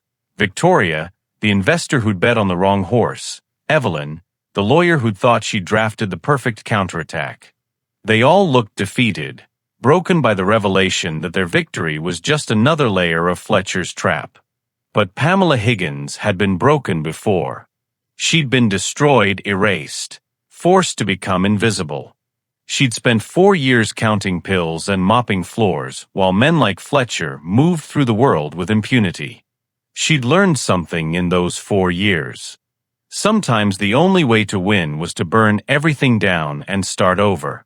No, she said quietly. All three of them looked at her. I don't accept checkmate. Fletcher made a mistake. What mistake? Henry asked, a desperate edge to his voice. He's thought of everything. He stole my algorithm, Pamela said, but he never understood it. He knows how to use it. He doesn't know its soul. She walked to the whiteboard on Henry's wall, grabbed a marker. I built Cavalier. I know every line of its code, every logical pathway, every assumption it makes. Can you disable it? Victoria asked. Not from here. Not remotely. Cavalier is integrated into the market infrastructure now. It's too deep to just shut off. Pamela started writing on the whiteboard, her mind accessing archives 4 years old. But I built a fail-safe. A kill switch. The room came alive with sudden hope. What kind of kill switch? Evelyn asked. A sequence, Pamela said, drawing a diagram. A specific pattern of microtrades disguised as market noise. It's designed to look like a 1 in a trillion market anomaly, a pattern so illogical it would never occur naturally. But if Cavalier detects that exact sequence, its core protocol interprets it as catastrophic system failure and executes an immediate total shutdown. Henry stepped closer to the whiteboard. Can you execute it? Pamela's expression fell. To trigger the kill switch, I need direct access to the central exchange server. Ultra-low latency trading terminal. And I need someone who can execute a custom multi-part trade sequence in the final seconds before market close without filing documentation that would alert every regulatory agency in the country. She turned to face them. We can't use Wallace's trading desk. Fletcher would see it coming instantly. Then who? Victoria asked. Who has that kind of access and skill? Pamela thought of her past, of the colleagues who turned their backs when she was accused. But there was one person, one analyst who'd believed in her, who defended her until the evidence became too overwhelming to ignore. Jamie, she said softly. Jamie Cole, my former junior analyst. The best high-frequency trader I ever trained. I cut all ties with him to protect him from the fallout. I have no idea where he is now or if he'd even speak to me. Find him, Henry ordered, already turning to his computer. Karen, I need a location on a Jamie Cole. Last known employer, Fletcher and Associates. It took 12 minutes. Jamie Cole was now a senior partner at Cole Trading Partners, a boutique high-frequency trading firm in the financial district. Exactly the kind of operation they needed. Henry provided a phone number. Pamela stared at it on the screen, her heart pounding. This call was harder than anything else. This was asking someone whose respect she'd valued to believe in her again. She dialed. The phone rang twice. A familiar voice, older but still sharp, answered. This is Jamie. Jamie, Pamela said, her voice catching. It's Pamela Higgins. The silence on the other end was absolute. Then, Pamela. His voice was a mixture of shock and something that sounded like old hurt. After 4 years. What the hell do you want? I need your help, she said, pushing forward before courage failed her. Fletcher's doing it again, Jamie. He stole Cavalier, weaponized it. He's about to crash a multi-billion-dollar company, and I found a way to stop him. But I need your terminal and your skill to execute a trade sequence before market close Monday. Another pause. You're asking me to risk everything on a ghost story from someone who disappeared? I'm asking you to trust what you knew then, not what you've heard since, Pamela said, her voice breaking. You were there, Jamie. You know what we built. You know I didn't do what they said. The longest silence yet. Pamela counted her heartbeats. 10, 20, 30. Finally, the coffee shop on Grand Street. 1 hour. You come alone. If I don't like what I hear, you walk away and never call me again. The line went dead. Pamela looked at Henry. I have a meeting. Go, he said. This is our last chance. The coffee shop on Grand Street was exactly as Pamela remembered it. Small, cramped, smelling of burnt espresso and old books. She and Jamie had spent countless late nights here 4 years ago, debugging code, arguing about market theory, planning futures that would never arrive. Jamie was already there, sitting in a booth at the back. He looked older, more weathered. Success had aged him in the particular way it aged traders. The eyes sharper, the jaw tighter, the permanent tension of someone who lived and died by milliseconds. He didn't stand when she approached. 4 years, Pamela, he said, his voice low. You vanished. The official story was fraud. I thought. He stopped, shook his head. I thought you were guilty. Pamela slid into the booth across from him. There was no time for slow reconciliation. No time to rebuild trust brick by brick. There was only the truth, laid out raw and desperate. She told him everything. Fletcher's betrayal, the stolen algorithm, the frame-up, Amber's illness, the janitor years. She spoke of the impossible situation at Wallace Enterprises, of the 2 bombs, Cantonica and Cavalier, of the single desperate chance they had. She showed him the evidence on her laptop. The video of Michael Williams. The financial records. The proof that Fletcher had weaponized the algorithm they'd built together. Jamie listened, his expression shifting from stony anger to disbelief to a dawning horrified understanding. He weaponized Cavalier, Jamie whispered, shaking his head. That son of a. I always knew there was something wrong with how he pushed you out. The evidence was too perfect. Too convenient. But I never imagined he'd. He looked at Pamela, and for the first time, she saw belief in his eyes. He's going to crash Wallace's stock. Monday. The moment the Cantonica contract is signed. Unless we trigger the kill switch.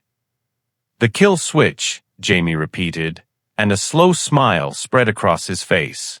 The 1 in a trillion pattern. The mad genius failsafe you insisted on building even though I said it was paranoid. Paranoia is just pattern recognition applied to the future, Pamela said, and it was their old joke, the thing they used to say to each other in the early morning hours when they were too tired to code anymore. Jamie laughed. It was a real laugh, the kind that came from recognition and memory. The Pamela I knew was the most honest person I ever met. She was also brilliantly paranoid and the best analyst I've ever worked with. He extended his hand across the table. I'm in. Let's go hunt a ghost. The alliance reformed in that moment, for years of separation burning away in the face of a common enemy. They spent the rest of Sunday in Jamie's office, preparing. The kill switch sequence consisted of 17 separate trades executed in a specific order within a 3-second window. Each trade had to be perfectly timed, perfectly placed. One error, 1 millisecond of delay, and the pattern would be unrecognizable. Cavalier would keep running, and Fletcher would win. "We get one shot," Jamie said, his hands flying across 3 keyboards simultaneously. "If we miss the timing, there's no second chance." "Then we don't miss," Pamela said. They ran simulations, testing the sequence against historical market data. They refined the timing, adjusted for latency, accounted for every possible variable. By midnight, they were ready. Pamela went home, crawled into bed beside Amber, and didn't sleep. She watched her daughter breathe, counted the rises and falls of her small chest, and tried not to think about all the ways tomorrow could go wrong. Monday morning arrived with cloudless skies and perfect weather. The kind of day that mocked the significance of what was about to happen. At 7 a.m., Pamela was back at Wallace Enterprises. The signing ceremony was scheduled for 2 p.m. They had 7 hours to prepare, to position themselves, to make sure every piece of their counterattack was ready. Henry looked like he hadn't slept either. His suit was immaculate, but his eyes were haunted. "Ready?" he asked. "No," Pamela said honestly. "But we're doing it anyway."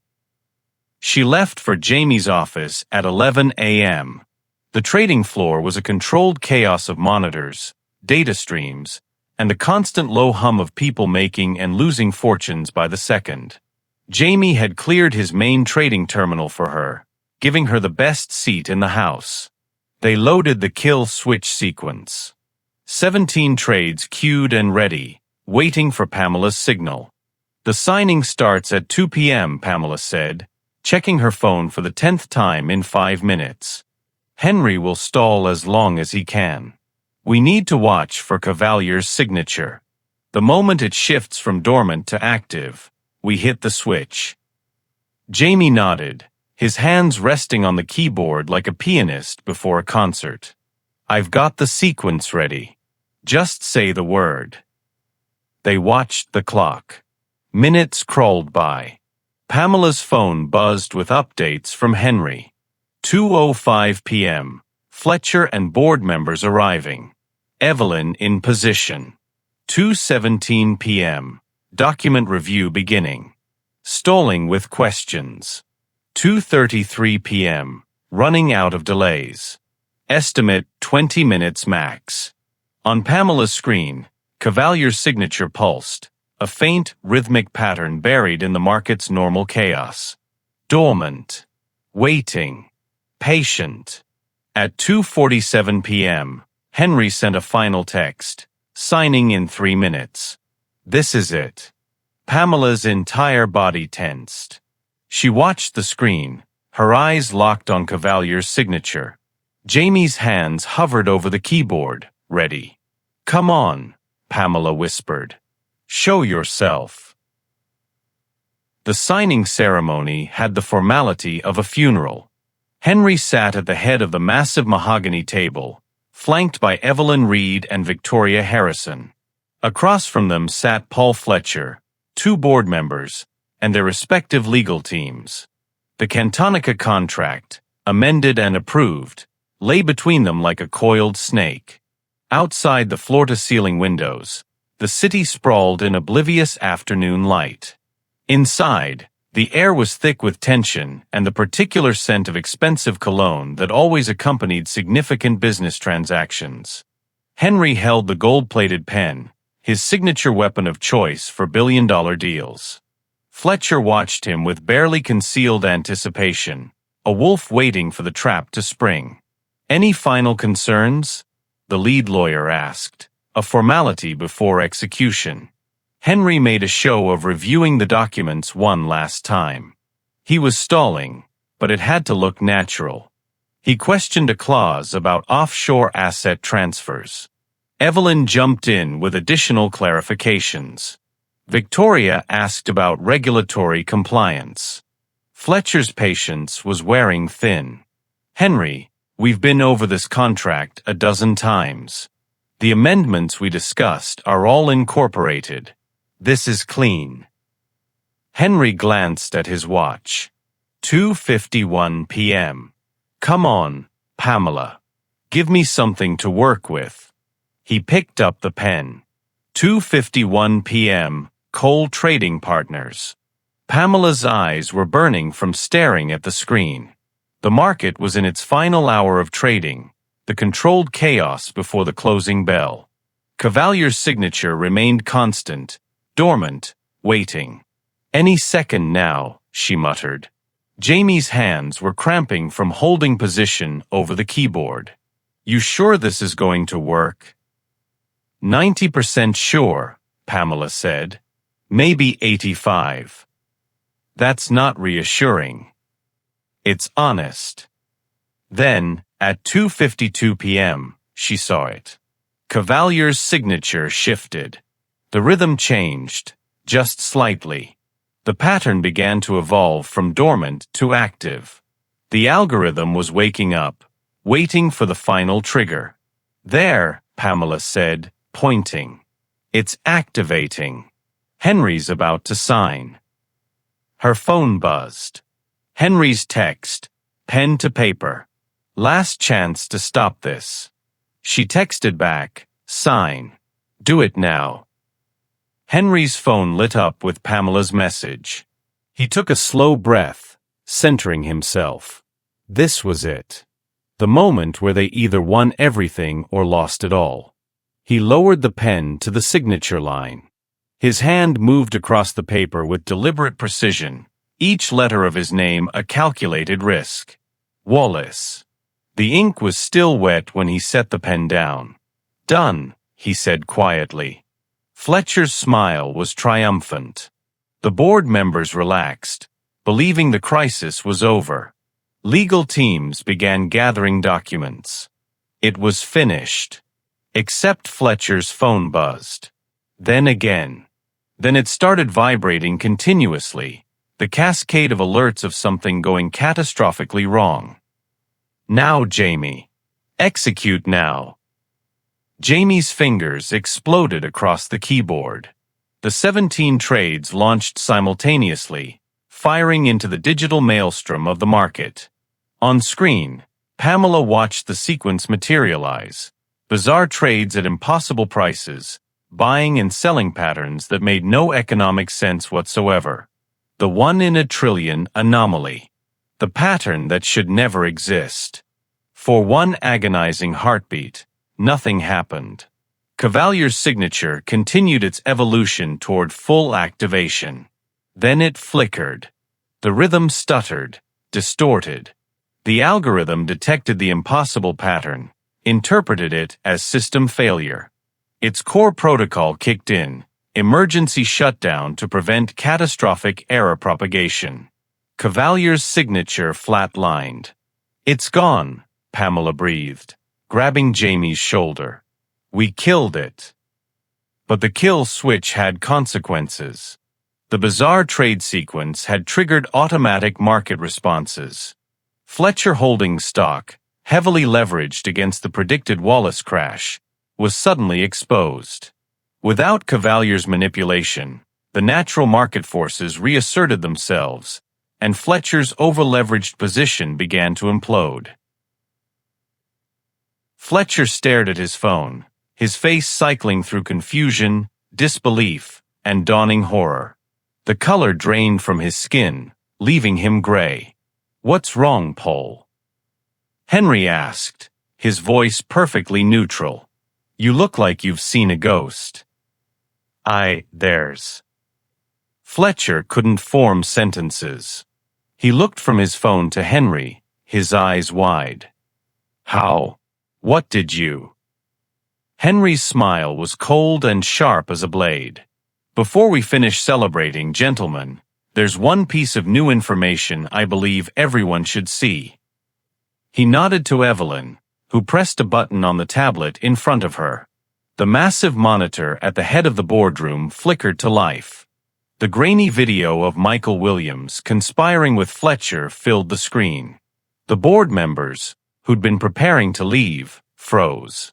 For the next 3 minutes, they watched Benjamin Wallace's most trusted advisor calmly plot the destruction of Wallace Enterprises. They listened to Michael call Henry predictable, weak, a target.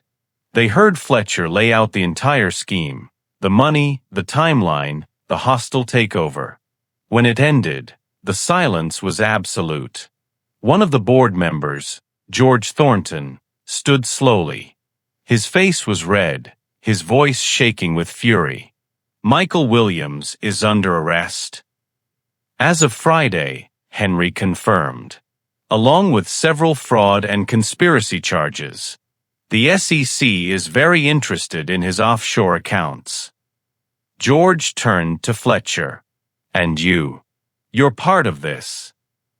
Fletcher shot to his feet, backing toward the door. This is fabricated. Illegal surveillance. None of this would hold up in court. Actually, it would, Evelyn said pleasantly. I've spent the weekend ensuring every piece of evidence was obtained legally and documented properly. The SEC has copies. The FBI has copies. And in about. She checked her watch. 2 minutes. I expect they'll be arriving to ask you some questions. As if on cue, the boardroom doors opened. 2 FBI agents in dark suits entered, followed by building security.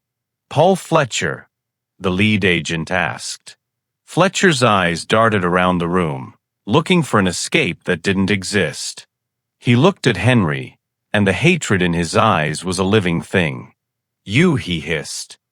You were supposed to lose. You were supposed to fail. I had help, Henry said quietly. From someone you tried to destroy.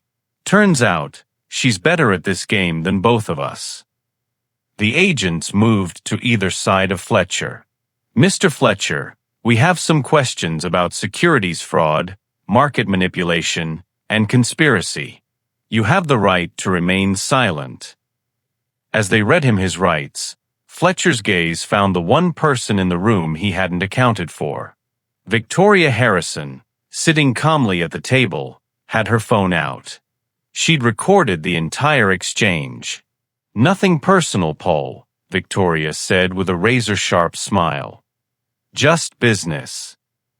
Fletcher was led out in handcuffs, his protests echoing down the hallway. The board members sat in stunned silence, processing the revelation that they'd been one signature away from losing everything.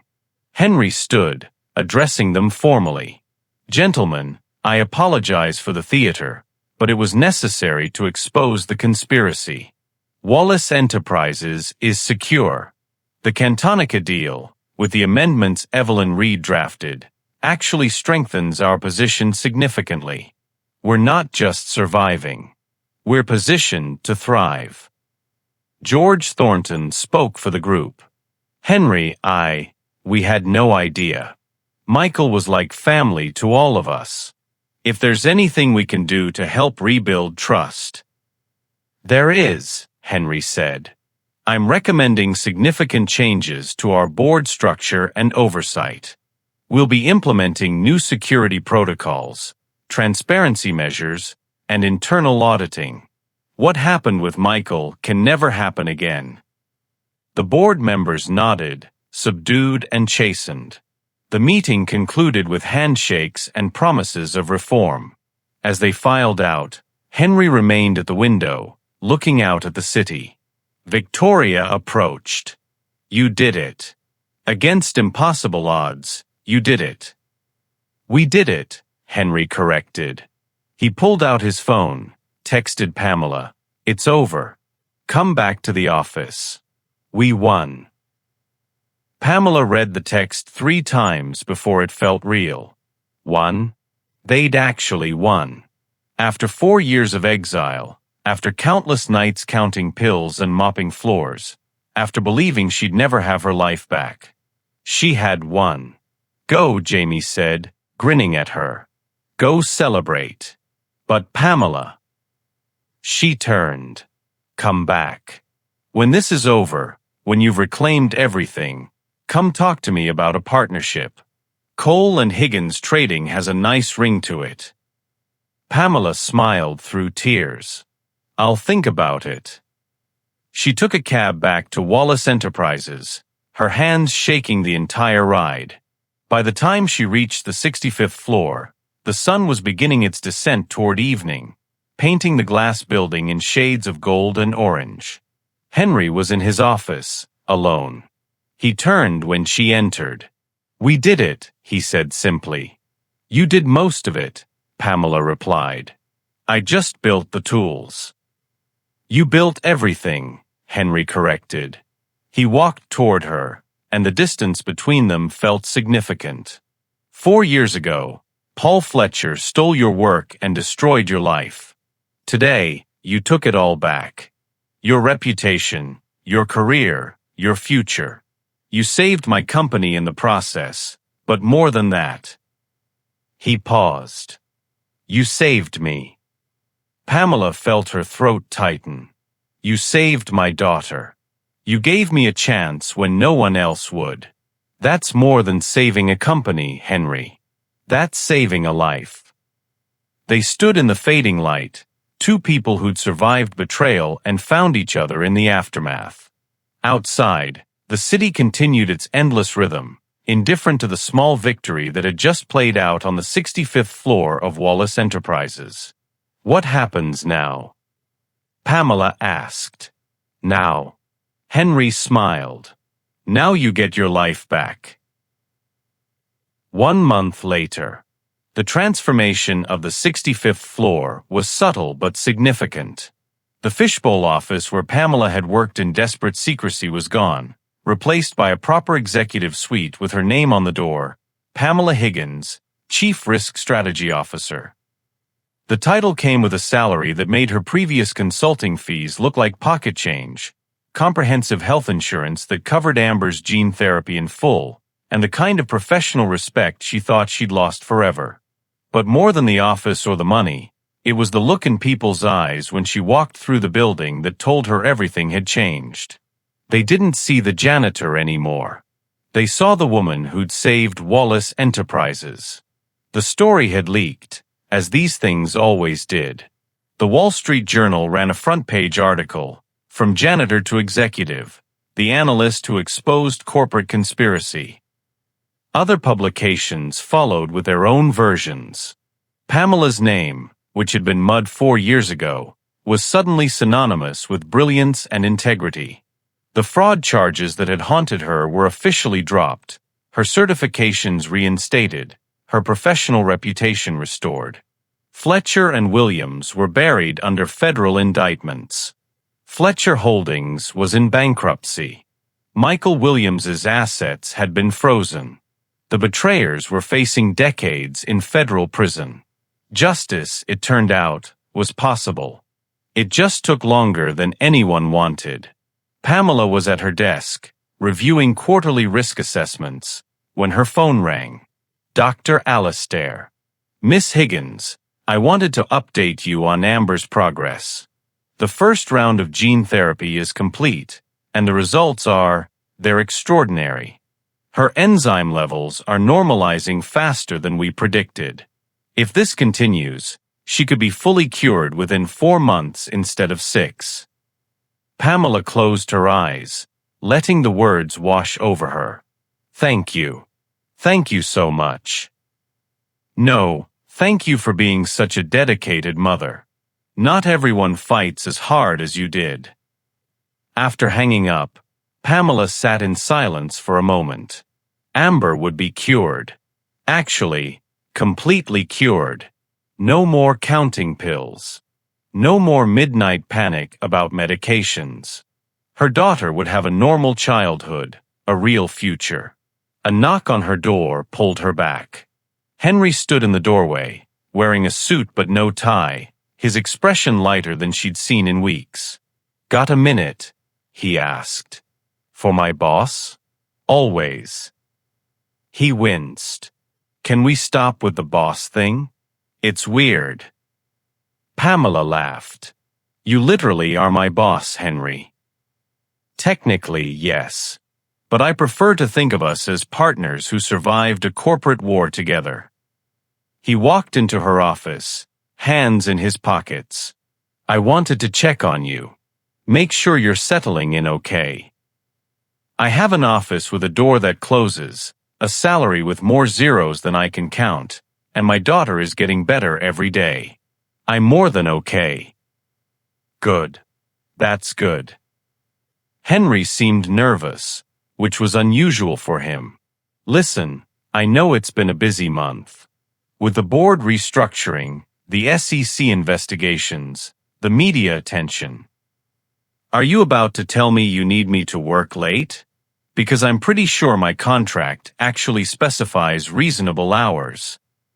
No, I'm trying to ask you to dinner. Pamela looked up from her computer. Henry was genuinely nervous, she realized. The legendary Henry Wallace, who could command boardrooms and reshape markets, was nervous about asking her to dinner. Like the dinner you mentioned a month ago, she asked carefully. The not as CEO and employee dinner. Exactly that dinner. Except I've been thinking, and I want to be completely clear about something first. He sat down across from her desk. I'm not asking because I feel obligated, or because you saved my company, or because of any professional dynamic. I'm asking because over the past month, I've realized that the best part of my day is when you walk into a meeting and challenge my assumptions. You make me better, Pamela. You make me think harder. And I'd really like to explore what that means outside this building. Pamela studied him. A month ago, she would have been terrified to even consider this. The power imbalance, the professional complications, the risk of losing everything she'd just regained. But she'd also learned something in the past month. Playing it safe wasn't living. It was just another form of hiding.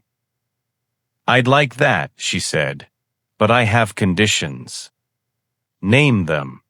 Amber comes first. Always. If she needs me, I leave. No questions, no guilt. Absolutely. I wouldn't expect anything else. And we take this slow. I've been burned before, Henry. I'm not good at trusting quickly anymore. Slow works for me. I'm not good at trusting either. He smiled. We can be cautiously optimistic together. One more thing, Pamela said, and her voice turned serious. If this doesn't work out, if we try and it fails, I need to know that my job is safe. I can't risk Amber's treatment. Henry's expression hardened with immediate resolve. Your job is not contingent on anything personal between us. Ever. That's not negotiable, and if you want it in writing, I'll have legal draft it. I believe you, Pamela said, and realized she meant it. Okay. Dinner. When? Tonight? There's a new place on 5th Street. Quiet, excellent food, and far enough from the financial district that we won't run into anyone from work. Tonight works. But I need to be home by 9. Amber's bedtime. I'll have you back by 8:30, Henry promised. Scout's honor. That evening, the restaurant was everything Henry had promised. Intimate, elegant, with lighting that managed to be romantic without being dim. They sat at a corner table, surrounded by the quiet murmur of other diners and the soft clink of expensive silverware. Over dinner, they talked about everything except work. Henry told her about growing up in his father's shadow, the pressure of inheriting a legacy, the loneliness of being seen as a technocratic genius instead of a person. Pamela shared stories of Amber, of the terrifying beauty of being a single mother, of the 4 years she'd spent invisible and the strange gift it had been, learning who she really was when no one was watching. I don't think I ever thanked you properly, Henry said over dessert, for the joke I made that first night. It was cruel and condescending, and you had every right to stay silent and let me fail. You were trying to impress Victoria, Pamela said with a slight smile. I get it. Besides, if you hadn't been cruel, I might not have gotten angry enough to speak. Sometimes our worst moments lead to the best outcomes. Philosophical and forgiving. You're making it very hard for me to beat myself up. Good. You're too intelligent to waste energy on guilt that doesn't serve you. She paused. Besides, you more than made up for it. You trusted me when you had no reason to. You sent your medical team to my daughter. You gave me my life back. We gave each other our lives back, Henry corrected.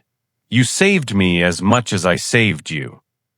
They finished dinner, and Henry kept his promise, having her back to her apartment by 8:25 p.m. Mrs. Chun was just putting Amber to bed when they arrived. The little girl's face lit up when she saw her mother. Mama.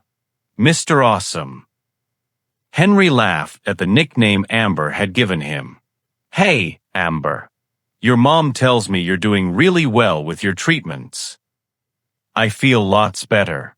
Dr. Ollie says I'm gonna be all the way better soon. Amber's enthusiasm was infectious. Are you and Mama getting married? Both adults froze. Pamela felt her face heat. Amber, we just. Not yet, Henry said smoothly, saving them both. But your mom and I are friends, and I really like spending time with both of you. Is that okay? Aha. Friends are good. Amber yawned, already half asleep. Night, Mama. Night, Mr. Awesome. After Amber was asleep and Mrs. Chun had left, Pamela walked Henry to the door of her modest apartment. It was a world away from his penthouse, from Wallace Enterprises, from the rarefied air of billionaire CEOs. Your daughter has excellent taste in nicknames, Henry said. She asked me if you were a superhero, Pamela admitted. I said you were something like that. Henry grew serious. I'm not a superhero, Pamela. I'm just someone who was lucky enough to have you walk into his building at exactly the right moment. He paused. Can I see you again? Maybe this weekend? You, me, and Amber. Something fun, not fancy. Park, maybe. Ice cream. That sounds perfect, Pamela said. He leaned in slowly, giving her every opportunity to pull back. She didn't. The kiss was soft, tentative, a question rather than a statement. When they broke apart, both of them were smiling. Good night, Pamela. Good night, Henry.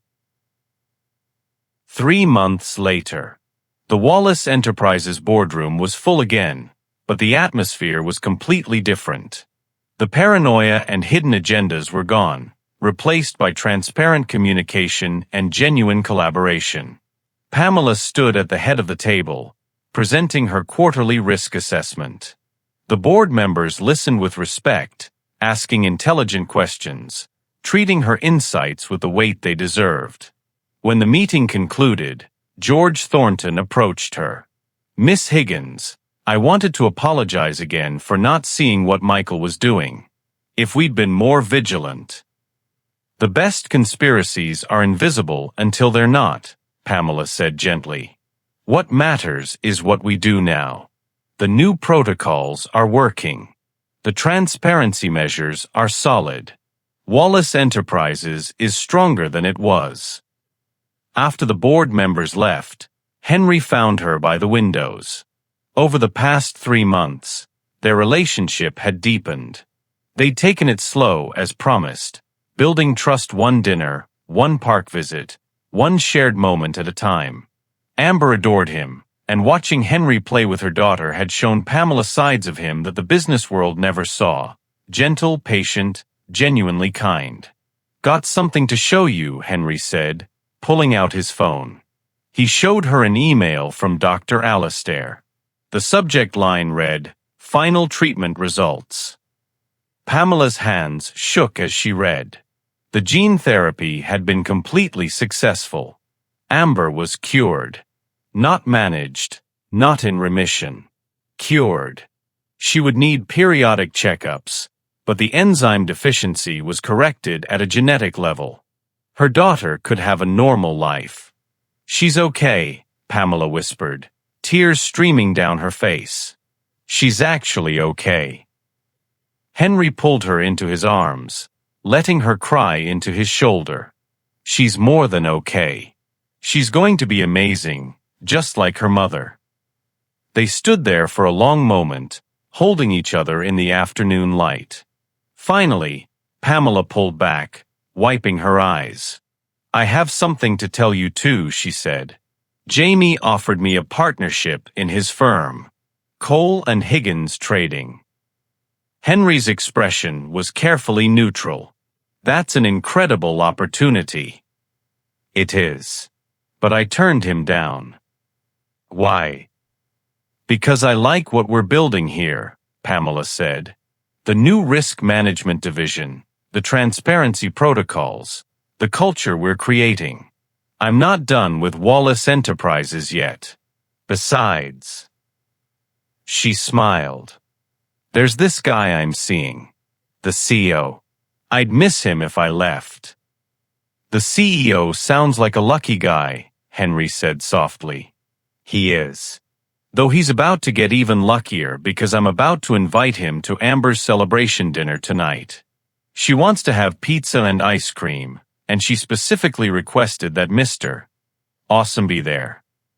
Mr. Awesome wouldn't miss it for the world. That evening, in Pamela's small apartment, they celebrated Amber's cure with pizza from her favorite place and ice cream with too many toppings. Amber was a whirlwind of energy, talking a mile a minute about everything she wanted to do now that she was better. Soccer, swimming, dance classes, everything she'd missed while being sick. After Amber finally crashed from her sugar high and was put to bed, Henry and Pamela sat on the small couch, exhausted but happy. I've been thinking, Henry said carefully, about the future, about what I want my life to look like. That's very philosophical for 9 p.m. on a Thursday. I'm serious. He turned to face her. When I was at my lowest, when Michael betrayed me and Fletcher was about to destroy everything, you appeared. You saved me, but more than that, you showed me what real strength looks like. You survived 4 years of hell and came out the other side with your integrity intact. You fought for your daughter every single day. You never gave up. Where are you going with this, Henry? He pulled a small velvet box from his pocket. Pamela's breath caught. Henry, we said slow. I know. And if this is too fast, if you need more time, I'll wait. I'll wait as long as you need. He opened the box. Inside was a simple, elegant ring. But I also know that when something is right, you don't have to question it.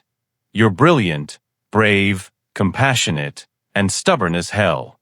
You make me better. You make me want to be better. And I don't want to spend another day without knowing that we're building a future together. He took a breath.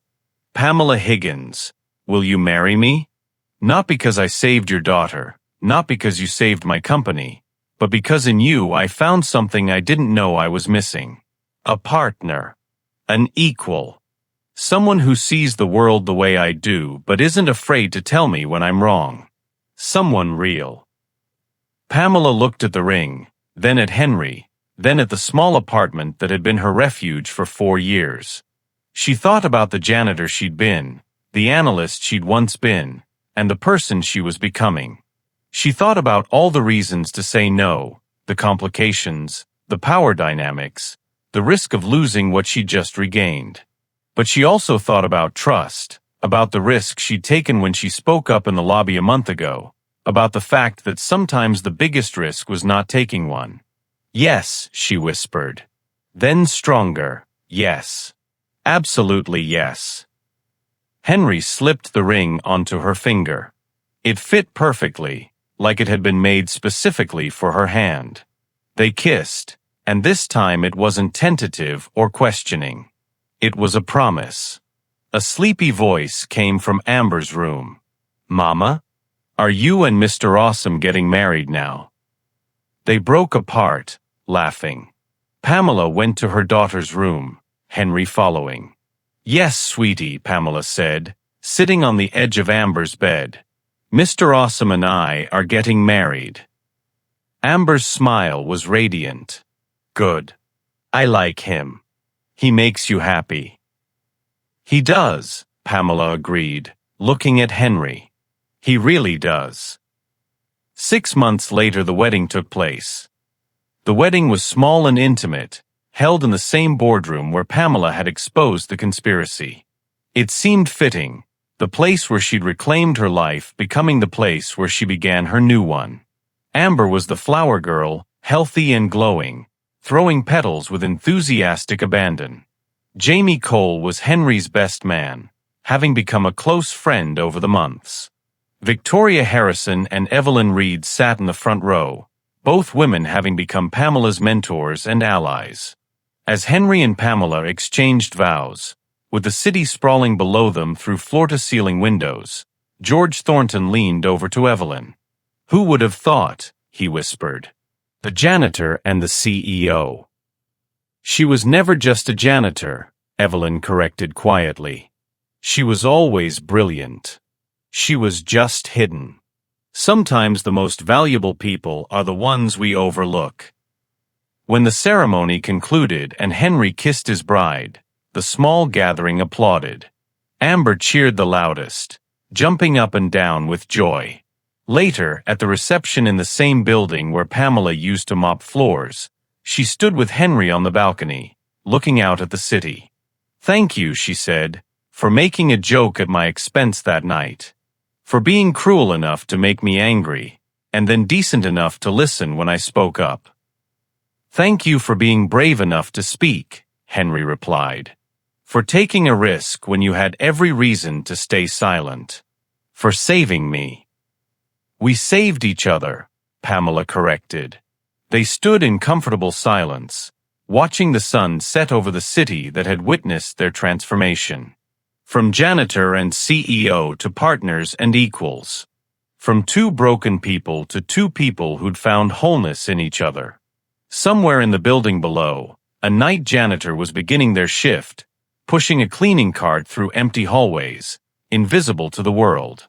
Pamela thought of that person, wondered what dreams they carried, what brilliant mind might be hidden beneath a uniform and gloves. "I want to start a program," she said suddenly. "A scholarship or mentorship initiative.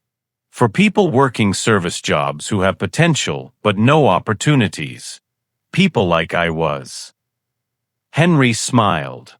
"That's perfect. Let's do it. We'll call it the Second Chances Initiative." "I love it." As night fell over the city, Pamela Higgins Wallace stood beside her husband, her daughter laughing somewhere inside at Jamie's terrible dad jokes, and felt something she hadn't felt in years: peace. She'd been invisible for so long, a ghost moving through the world unnoticed. But sometimes ghosts spoke up. Sometimes they reclaimed their lives. Sometimes they won. And sometimes, the janitor became the CEO's partner in every way that mattered. Not because she was saved, but because she saved herself. And in doing so, she saved him too. If you have enjoyed this story, please hit that subscribe button so we can continue bringing you these sweet stories.